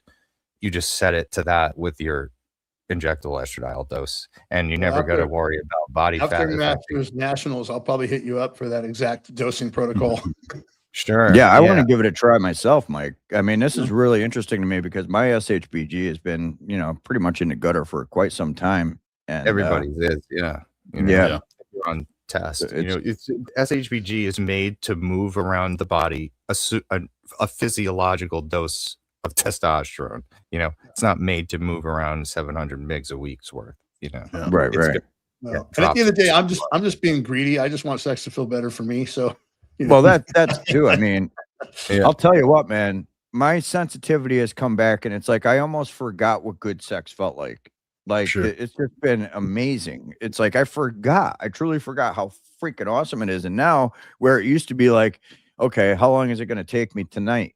Now it's like, oh my God, I'm holding it. I'm trying not to. I'm working out, and then I'm freaking just going. And you know, I can hold out. I can hold out. But as soon as she's like, go ahead, I'm like, pop, done deal. Almost forgot. I didn't even mention this prolactin. Like, and I was so happy that you guys answered it like that. It was something you said. I was like, where do you like your prolactin at? What's your personal sweet spot? And it's like, most people prevent it. You know, they try to prevent it from going high. Right. And I was doing that for years. And then I noticed I forgot to take it and just didn't take it. And I was noticing I was having stronger than average, like, sex drive, and my prolactin was out of range high in the 40s. And that's high.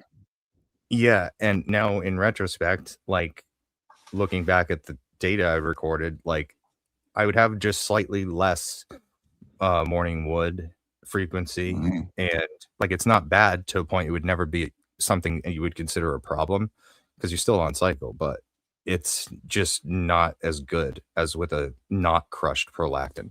Taking Caber from me and a couple of the other people I've talked to reliably actually will give them less sex drive and less sensitivity, not more. It's really high, I think. Do you think that's from influence in the dopamine response rather than? Okay. That No, it could be not because I necessarily, mean, because of 'Cause the if you prolactin. if you were to overuse Caber, you could kind of just influence your whole response to sex in general to a point too, you know. The way I would, so in not in my case, because I noticed it when my prolactin was high, that was when I was better. So there's no effect from the drug. And also, if you Caber, one dose of Caber or like 0.5 milligrams of Caber on like a Monday and then another 0.5 on a Friday, your prolactin will be crushed for months after that. It doesn't even go back up right away. It takes a while. It'll go Which is down why to 5 bodybuilders, I after think, just 2 avoid it as doses. much as they can. yeah, Yeah. You don't take Caber unless Yeah. you absolutely have to, right? Yeah. And when Yeah. you're talking about prolactin levels that high, I mean, not only is your libido supposed to be crushed, I mean, but you could actually produce breast milk.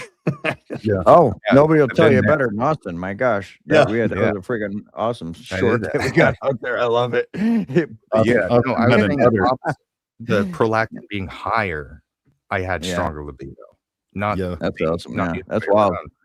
Yeah, And and you would think it would be the opposite, right? Yeah, That's you're opposite unique. world right there. Yeah, you're He's unique. definitely unique. This dude can take over a gram of Tren, all right, and he This still isn't has just the me. same exact demeanor that he does when he's just on, just a regular therapeutic dose. He really doesn't have any effects to his psyche, his personality, his emotional state to no matter how many grams of androgens he's running. It's just Well, pretty we've unbelievable. yet to see what the prolonged exposure will do.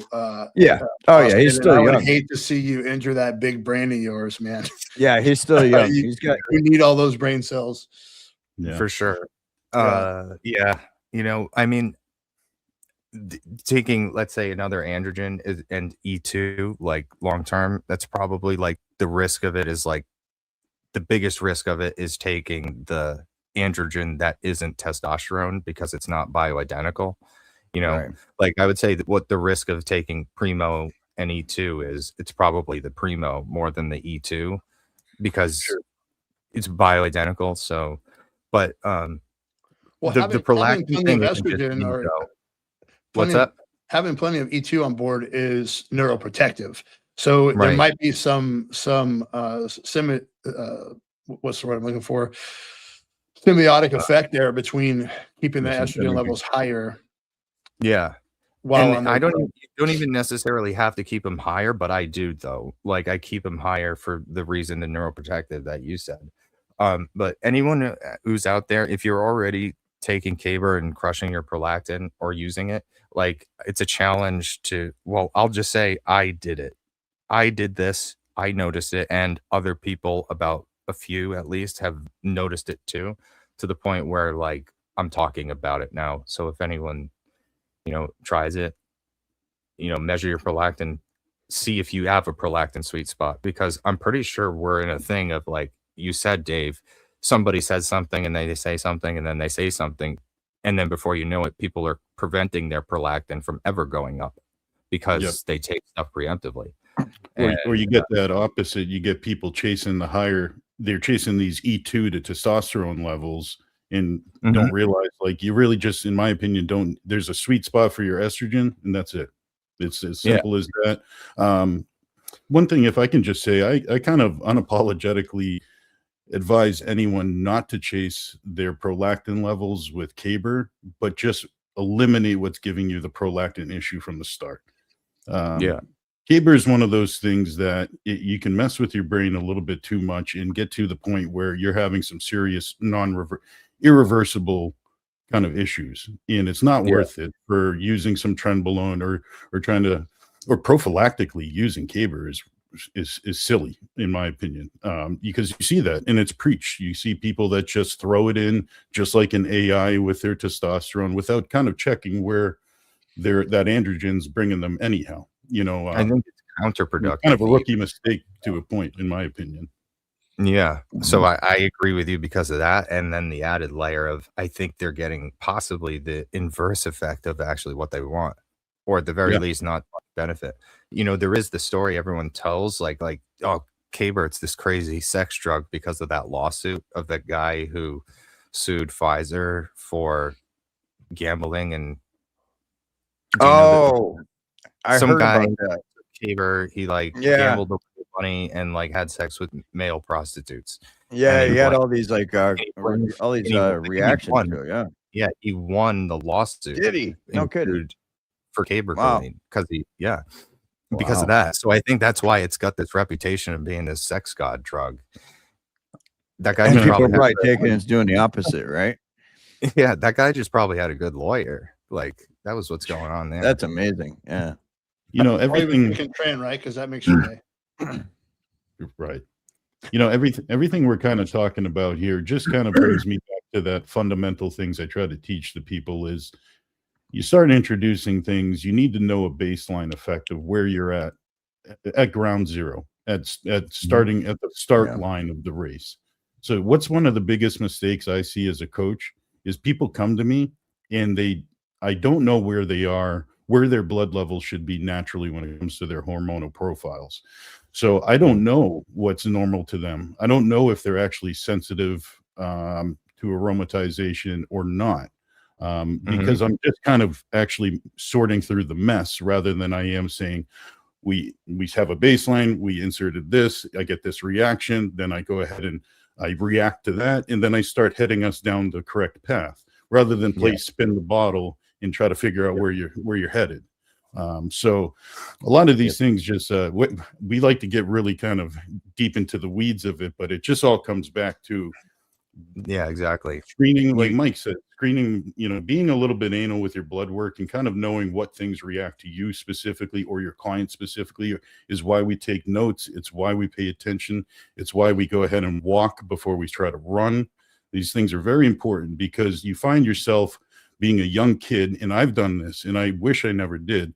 I was that young kid that first tried 19 Nors and Trenbolone at way too high of doses and prophylactically put in Caber, and I didn't get my blood work to know what happened. I just expected a result.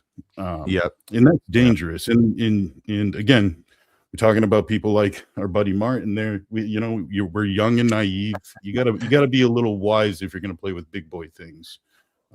So I kind of stand by that, and that's why I think it's really cool that nowadays we have all these abilities to check our bloods and have all these things like, you know, resources to ourselves. We need to start using them and being a little patient and wise, and rather than being a rush just to be in a rush, you know. Right. Guys, critical on that point, because amen to that. Amen. Seriously. If you have even a bunch of blood work, but they're just floating around, like you said, when guys come to you, it's not a map yet.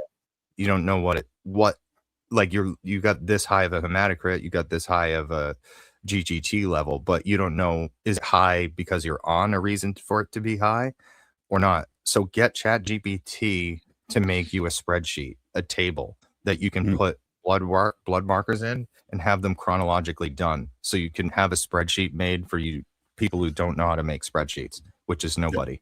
So put your labs into ChatGPT, use model 03, and then there you go, because now you have a running map of your trends, basically. Yeah. And if you want an advantage in this game, coming from the bodybuilder background, if you want an advantage, there's your advantage right there. Right. You know, having all this at your disposal, it's less chasing your tail and more heading in the direction you want once you kind of pick up on what you're doing. You are building a scaffolding to install levers that you can pull. So the blood work, the tables, the spreadsheets, you know, it's a frame. You're sticking these levers on. You want to go this way, you yank that lever. You want to go this way, you yank that lever. But you don't have the levers until you build it. Yeah. Yeah. So, all right, guys, why don't we get carrying along here to this closing topic, Austin, because I know you wanted to cover this on Todd Lee, and then we're going to get wrapping it up to get out of here. Guys, if you have any questions, you might want to drop them right now. And also, please hit that like button, drop comments, share, guys. Please do whatever you can to help us out. We're just getting started here on this channel. We're going to be doing weekly podcasts at 7 p.m. on Tuesdays. And my goal here is as Studio 182. Of course, I'm open for hire as freelance. You could reach out. All the links, of course, are in the description box for everybody here tonight, these are 3 coaches, and you have yourself a pro editor and consultant as well. And I'm also going to be having a available graphics design as well as web development. I'm building a team of contractors that we're going to be able to offer pretty much every service that is available for digital creation. Now on that, I wanted to go ahead and get into this question that the assertion rather that Todd Lee made on IGF-1, okay, and SHBG. So the question was, if SHBG management is primary pillar of hormone health, why do Proviron and DHT derivatives, which notoriously lower SHBG, have such a high reputation for making men feel better and perform better? Go ahead, Austin. Yeah, that's the confusion, and there's some lingering things. Like, if SHBG is so important, why does Proviron give such a boost in libido? Why does DHT give such a boost in libido? So, two things. One, it doesn't that much. Proviron does for that temporary phase, and DHT does for sure for some guys, because I've heard about that and I've seen them and they've told me that. But in more of the people who I have seen who took DHT injectable, DHT topical, testosterone in the place versus my SHBG protocol I created, do notice the DHT present at all. There's no missing the lack of it. I've gone without DHT for 3 years, right. And then you add in 100 mgs of test suspension for a few weeks every day. It's not any DHT effect. Or if I'm on a test base, TRT dose to 700 a week, I can't detect it. But IGF-1. So so that was a separate topic, right? Weren't we? The SHBG thing. We already hit that one. Yeah, you wanted to talk about the IGF-1 about. Yeah, wasn't there about the aromatization that Todd Lee was talking about? That one. So that's the one you wanted to cover. So this is said with like love and respect to start a debate, because Dr. Todd Lee has said this, and this is where empirically he's wrong on this one. But the fact that I can even say he's wrong is a compliment, because he is somebody who's tracked things and he's mapped them. He knows how much test gives him this E2. He makes those spreadsheets. He builds the scaffolding so he can pull the levers. That is why on this one, I don't know. He didn't exclusively say that he didn't test this, but I'm almost certain he's never used an estradiol base with no testosterone. I can pretty much guarantee that. On my SHBG protocol with injectable E2, my total test was 23 nanograms per deciliter, and my IGF-1 was 585. So the assertion is that you need testosterone to aromatize into estradiol to produce IGF-1. But if you take the exogenous estrogen, it's not going to allow your IGF-1 to come up. It has to be testosterone converting into estradiol to then. But just empirically, it's not true in myself and 2 other people. So, that's not an attack on Todd, because his process is just, he will look at stuff, but I don't think he did that here in this one. If he did, I would like to, hear otherwise. Him and another guy in this form, type 2 or something.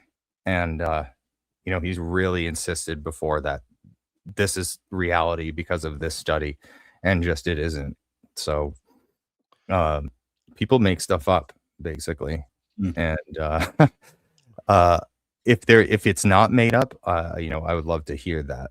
But I think a lot of people, not that I even think IGF-1 matters that much. What? I think a lot of people would benefit from watching you and Todd Lee hash this out on video. Yeah, we actually wanted to get that back when I was with H4M. We did a live stream with Todd Lee, and afterwards we were talking about it, and he says, yeah, he likes Austin, but he doesn't like to debate with people that, he's friendly with, because, Todd can get pretty heated, because we were like, damn, this would be great to get you and Austin on. It would be one hell of a show, and he's like, so this is me kind of calling him out a little bit. He just doesn't want to lose. Todd, I would love to have you on, bro. Like to debate. He just doesn't want to lose an argument. That's why. There you go. Let's keep calling him out. Come on.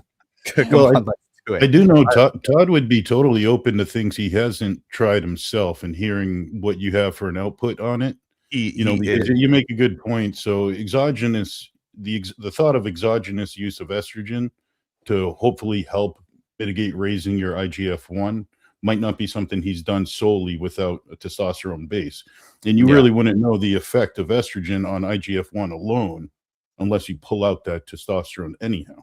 Because there's always going to be some aromatizing factor unless you force your hand with whatever you EQ, but then or a DHT, but then you have a DHT in play that can influence as and well. Then you got no too, unless you're injecting it, Yeah, and then also where are you at with other things? I mean, liver health is going to play a factor in IGF-1 itself too. If you have a poor output of, if your liver's not operating correctly, IGF-1 doesn't kind of raise, or I'm trying to think of the correct word, but if you have a poor liver, you're not going to get the IGF-1 output you're looking for compared to a healthier liver too. While we're here, Tren won't allow your IGF-1 to come up. It's the only steroid that I've mapped that will not allow your IGF-1 to go high at all. It won't go above 250 or 300. Doesn't matter how much. And do you know the mechanism behind that? I don't know. We did an episode on this with hormones for me. I remember. Yeah, we did several of them actually. That was one of the better ones that we had when you were first on, when you brought on all your labs, and man, that was one hell of a show. Doing that again. Yeah. So I'll pull it up, but the graph is just insane. I've got years of data where I'm on Tren and my IGF-1 never goes over 250, 260.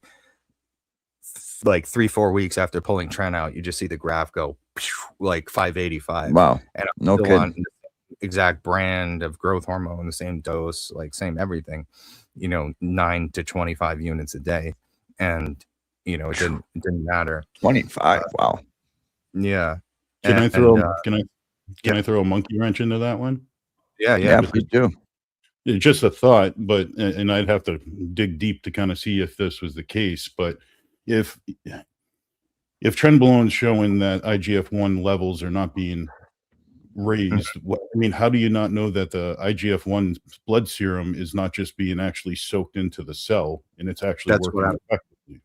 That's what I'm alleging, actually. Like, it actually seems to make IGF-1 more effective because, I remember the mechanism. IGF-1 increases IGF-1 receptor density in a couple of studies. So there's more receptors for it to bind onto, right?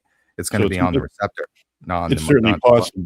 So it's certainly possible that we're just not registering as much blood serum IGF-1, but we're getting it into the cell. And without a biopsy, you're not going to really hash that whole thing out from start to finish to see what's really happening, other than anecdotal experience. A makeshift test you can do, because we talked about IGF-1 LR3. You put Tren in and you take the same dose of IGF-1 LR3, it's like double sometimes as potent, and you don't lose sensitivity to it. Like, you kind of, it stops working after a few weeks. On Tren, it doesn't. HGH also seems to have that effect, especially if you dose it at night. It is a method I've used to keep people who are like, IGF-1 LR3 doesn't do shit for me. And people have told me that, but I've won a few of them over by having them try that. The Tren IGF-1 LR3 I got from Steve in one of his ebooks. So that one's not me, but it's noticeable. I'll guinea pig it. It seems interesting to me, and again, I'm not as much of a science nerd as anybody else on this panel right now, but it seems to me like you'd be able to correlate this with some cancer research out there, right? Because there's more cancer research than any other research out there, and we both know how active a role both estradiol and IGF-1 play in growing certain types of cancer. Have you done any of that research?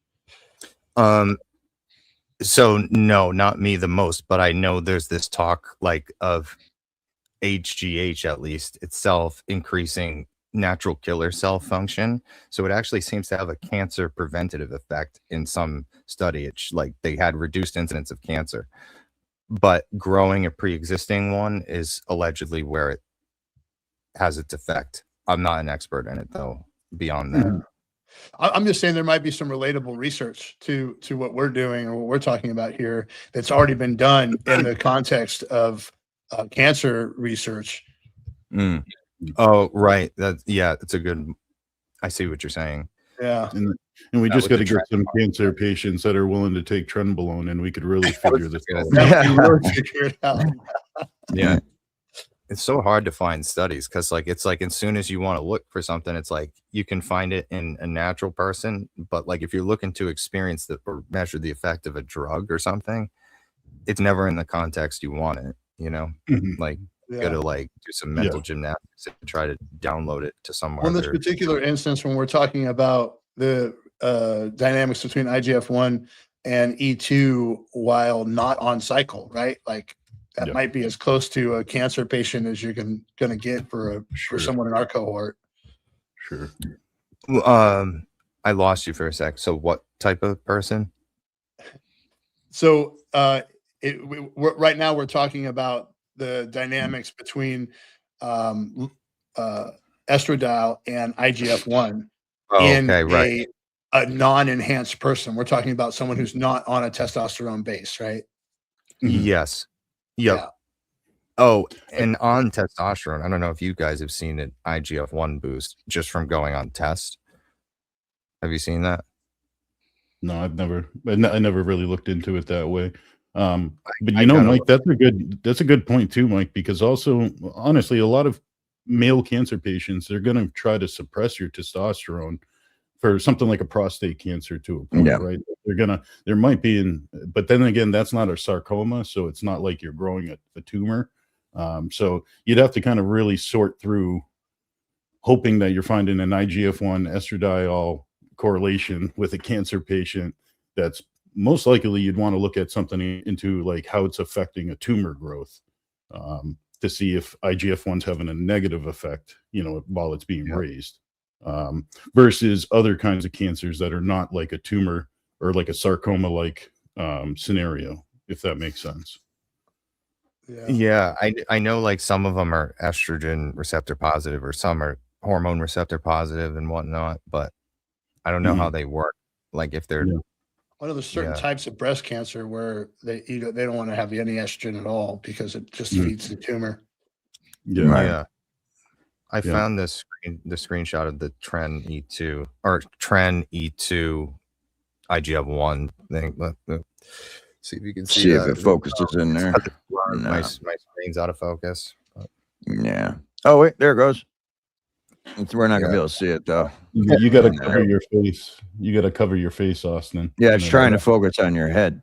Austin is hot. I'm turning the blur off. Here we go. No trend on trend. I see. Yeah, 585. Wow. Okay. Yep. Wow. Then it spikes. That's right. I remember that. Like a whole year. So look at how stable it was before, and then boom. And then that wasn't just a one-off too. I ended up going on to get a 530 something. And then, and that one of them was on DECA. So it's not 19 nor specific. It seems like it's just trend. Very interesting. Have you seen anything like that in your clients, Dave? You coach a lot more bodybuilders. I can't think of one. I really can't think of one where I've matched up their trend use to their IGF-1 levels, to be honest. Right. Unless you're thinking of it, right? You're not gonna it's not gonna be something that you're like, oh, you just stopped trend. Look at how your IGF-1 shot up. Or if like anyone we have Austin for. Yeah, exactly. Well, you got to think from my perspective, 9 out of 10 times, I'm going to really only look at IGF-1 blood serum concentration just to see if growth hormone's kind of real.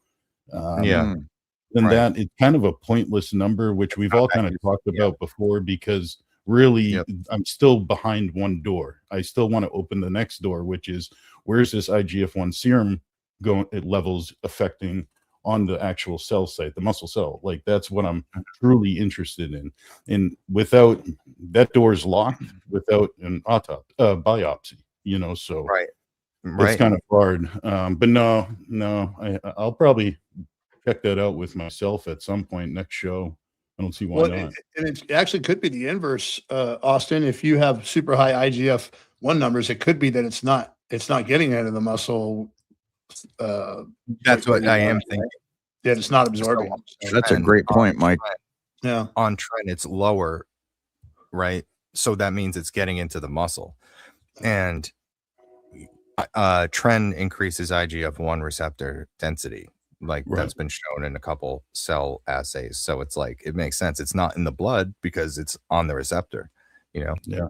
I guess the only way I'm going to actually be able to really figure that out is I'd have to be in a caloric surplus to really kind of see the anecdotal evidence of trend inserted, a baseline that doesn't change, hopefully, of IGF-1, then insert Trenbolone, be in a caloric surplus that's managed, and then just kind of collect some hopeful anecdotal evidence. And hopefully, even though we all know every year is different in a grow, I've had grows where I put on 18 pounds of stage weight in a year.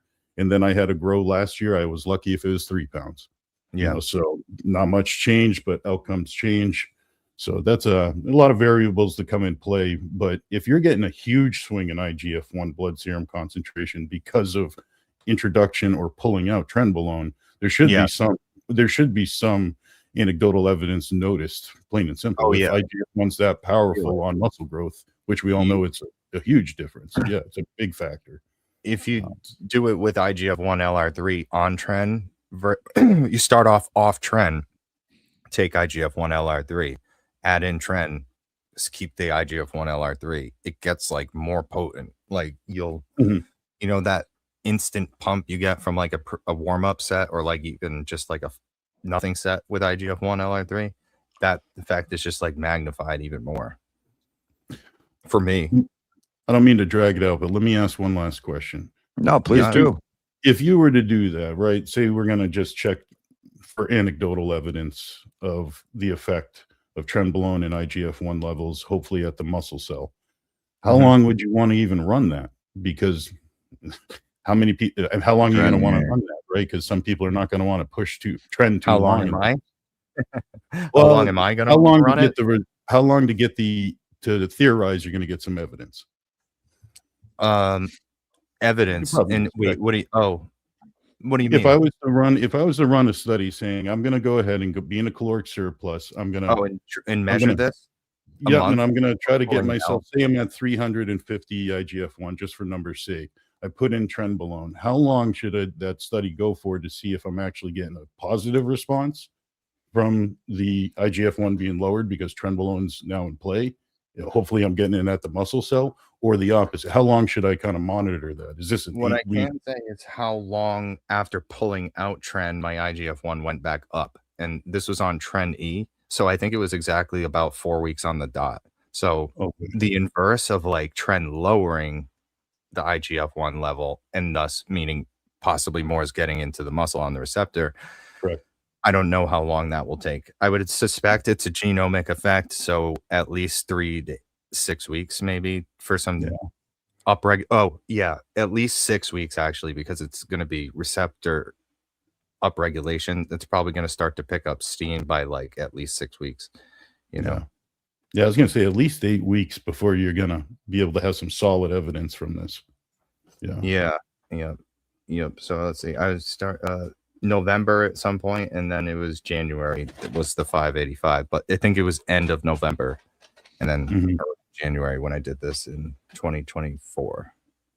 I feel like I got Paul in my head right now just saying, you know what works, Dave? Growth hormone, test, and insulin. Just keep it simple. You know what works is but insulin is that's like I want people to come poke holes in my transformation and say why it's more average than I think, basically, and I attribute almost all of it to insulin and my SHBG thing. So, well, here's one. Where were you? Where was your trajectory going before you started this? Were you dragging your weight down? Was your weight coming down so you're going to get a slingshot and a super saturation effect anyways? Because that plays a certain role. That's why we rebound when we rebound. Right. I was at about 128 to 130 for years, pretty much. Like, but even if you throw out the up to 200, let's just go 200 to 260, that still followed the same rate. I mean, not quite as high, not 37, but high Right. 20s, 30, about 30 Yeah. still. In that 120-pound climb, how many times did you diet hard, like contest prep hard, and get super shredded? 3.5, 3 or 4. I can't remember if it's 3. I did it 3 times. And then he took his last diet down to the extreme. Wow. Oh yeah. Well, you lost Yeah. a lot of muscle. Yeah. Oh yeah, a ton. I was dieting at dropping 3.8 pounds per week after week. Ooh. And then I He just got wanted to down. see how far he could go. I had striated glutes, and I kept going 7 more weeks at minus 3.8 pounds a week, just to see, you know, like And you just lost a lot of muscle is what you did Yeah. at those last right. last You burned weeks. through it. Yeah, But How was the your muscle, brain that's why- working? that's like my strategy is if you're trying to grow a lot, like don't worry about losing muscle on a diet because you've got muscle memory to take care of it. Everyone knows how fast people bounce back.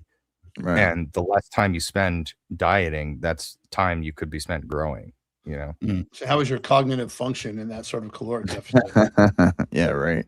Terrible. I could only think about how many eating like 6 boxes of popsicles like a night, basically. Obviously wasn't good if he kept dieting with striated glutes, huh? yeah, he loved it, so he kept going. Of course. Yeah, Why wouldn't he? yeah, We're gonna find out that Austin's one of those reptilians and he didn't even know it. Oh, this yeah. whole time. You're just Does he have a small face? I don't know. yeah. extra small helmet is my size I used to wear, so Did it? maybe. But that, yeah, I mean, my head I think grew or something. Well, it had to, man. You got to how's that big brain of yours? Yeah. Yeah. Oh shucks. Yeah, growth hormone. No, I don't know. All right, guys. I think we're going to be wrapping it up. Everybody out in the chat, we really appreciate you coming out. But before we go, I want to first pass this off to Mike, and I want to show this real quick because for those of you that don't know Mike Horner from the Mike Horner Muscle Project, not only is he a coach, he has come a long way in his fitness journey. Okay, look at this man. All right, how old are you, Mike? If you don't mind me asking. I'm 54. You're 54. All right, this is how far he has come. Okay. Oh man. What was your weight here, Mike? That's like- I remember we did a stream and I thought it was fantastic. Yeah, I'm like back 30, on 34 in that picture. Yeah. And I was I stopped weighing myself, man. I was already dieting for a couple weeks before I stepped on the scale the first time to find out I was 320. I was scale phobic at that point in my life. Oh so, boy. Yeah. Yeah. How From tall are you? that to that, right? I mean, Yeah. that's crazy that you don't even have loose skin and shit. That's I do if you look hard enough, but yeah, that's 2 weeks post contest after Masters Nationals, and I did that photo shoot. And you know, I've been helping guys lose weight for a long time. It's only recently that I've endeavored to make another business out of this. So I have a lot of experience with working with overweight guys and shifting the mindset and helping people change their relationship with food. As far as like the competitor thing, like I am just beginning to dip my toe in the well, and I've got some fantastic mentors in Paul and Dave has become a big help to me. Kurt Havens has also helped me along the way. So, you know, I've got some great mentors in the space, and looking forward to coaching more competitors in the future. But I rebranded everything under Muscle Project. I just launched a new muscleproject.net. So you can go there and look at all my coaching philosophy and coaching programs, and even pick up one of these cool hats if you're so inclined. Oh, yeah. Yeah, I'll actually have that link in the box. I don't have that right now, but guys, that link will definitely be in the box. And Mike, what's the best way they can get in touch with you if they're looking to get coaching? Yeah, you can actually book a consult with me right through that website, muscleproject.net, or you can send me a DM on Instagram. Mike Horner Muscle Project is the Instagram handle, and if you put my name, Mike Horner, into just about any search engine anywhere, you'll find either my YouTube or my IQ. So, IG, sorry. It sure does. All right, so Dave, back to you now. We did a great stream on H4N with you when I heard your whole entire story about addiction, overcoming it through bodybuilding and the support with Jackie and everything. It was just truly awesome to hear that. I love hearing these success stories because everybody here on this stage has overcome a lot. We really have. And so tell us, Dave, how can people reach out to you? And I have all your socials, of course, in the links below, including your sponsors and whatnot with the discount codes and the blood work, all that. But yeah, how can people reach out to you, and what could they expect as far as when they do? Yeah, so easiest way to get a hold of me is going to be right through, right to my Instagram. You can DM me. I'm pretty accessible. My wife and I share that for the coaching business. So either one of us will get back to you if you want to ask any questions, need some advice, schedule a consult. We have all those links right up on our Instagram as well, and some links to our YouTube. But yeah, I appreciate you having me on. And anybody that's looking for some help from competitive bodybuilding or really, we'll work with anyone that's willing to put the hard work in. And so they don't just have to be. Would you take on people that are just like, let's say, average woman that is into fitness, but she needs some coaching, but not a bodybuilder? You take clients like that as well. Yeah, I help a lot of people too with exactly. So the person that's looking to drop 20 pounds to look good for their wedding the next summer, we'll work with them, do that kind of stuff, or just nutrition, just training. We really try to kind of hit on all of it. I'm willing to work with anyone if you're willing to put the hard work in yourself. That's what's about, right? And just one quick plug, anyone in the New England area, Blue Collar Bodybuilding is going to be the headline sponsor of the Rhode Island NPC Championship this year. Oh, if you guys awesome. are looking for a badass show to go see, first of all, it's at the Twin Rivers Casino. Super cool. So even if you check out the show, you want to grab a bite to eat, come see our booth, go hit the slot machines for a little bit. It's worth the time. Yeah, absolutely. And where's this? Where is this at again? Twin Rivers Casino in Rhode Island. Oh, wow, dude. I'll definitely go, man. What's the date on that? It's May 30th. May 30th. Yeah, I'll definitely be in town then. I'm leaving at the end of April for a trip with my wife, but yeah, we'll be here in May for sure, man. That'll be freaking sweet. Yeah, bring my wife down too. Yeah, definitely. We'll be there. Jackie will be there. I'll get the whole team going to be helping out. If you're new to the sport and you really want to see what it's all about, I couldn't tell you other than that this is going to be one of the shows that you get to see everything. You get to really kind of see the what competition's like, everything from the first timers to some really experienced people out there on stage. It's very welcoming. So if you ever wanted to see what it's like to become a competitor or what they go through, this is the place to do it. So you got questions, just reach out. There you go. All right, guys. I really appreciate you coming on. I am Eric with Studio 182 Digital Pro. You can reach out to me through the links in the box, guys, or if you have just questions, you could also just hit me up at info.studio182digitalpro@gmail.com. Once my website is up, that will be way shorter. It's just going to be info@studio182.com. I am going to be working with somebody very soon here to have that site up soon. I'm also opening up Workspace. I've been saying it for a couple days. I just haven't pulled the plug on it. And my goal is to bring in as many content creators, coaches, and people in this space as possible into the Workspace server so that we can collab, not only for our show to get guests on here for the panel each week, but also for the content creators that are having their own podcasts to align the topics with other members that are in the Workspace and say, hey, you want to come on the show this week or next week? And you start booking the appointments and you get them out, because I'm looking to develop an organization around here and surround myself with all the people that are in business for themselves so that we can all progress and succeed together, because it's a community. And that's what it's all about. Austin, I'm going to pass it off to you before we go, brother. Say goodbye tonight, my friend. Thank you. Thank you, guys. Thank you, everybody, for coming, and Mike and Dave. It was good to talk to you guys because I love having people to just bounce this stuff off, because, I've been like in a bubble. I've been trying to break out, but, it takes time, to do this stuff. And I like the things you guys have to say. And, to everybody watching, I just want to keep doing this. I like the curiosity and pursuing it. Basically, I'll take something that I think is going to work badly, you know, just because there's these questions. So, you know, I run the experiments other people argue about. Not, yeah, I hate to say it, but it's really true though. But and also there's another angle too where I want to be. I've caught a lot of heat that I would have never expected at some points where like people think I'm trying to like do something or I'm trying to change how it's done, you know, with like this guy, he says don't use test and the people who use test is bad.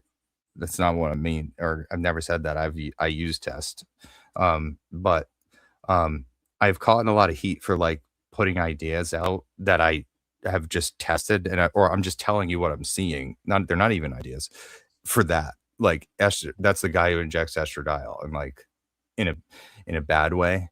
So I want to just normalize the saying things that not everybody agrees with. Cause like Dave said, you know, there's bad coaches and there's good coaches, you know, and there's people who just can sometimes repeat stuff. And like, if you don't say what they say, you know, then people don't want to hear it. They think you're disagreeing with them.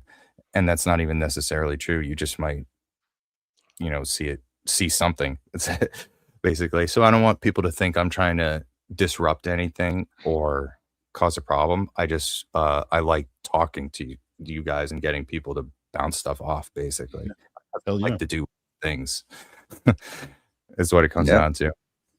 Absolutely. All right. Thank you again, both Dave and Mike Horner. It was a great time tonight talking to you guys. I've missed being on the mic and I'm having a good time, and I will be in touch with you guys. Everybody in the audience, we'll see you next week at 7 p.m. Eastern Standard Time, 4 p.m. Pacific. We're also going to be dropping content throughout the upcoming week here. You guys have a wonderful night, great weekend coming up, and we'll see you next time. Take care.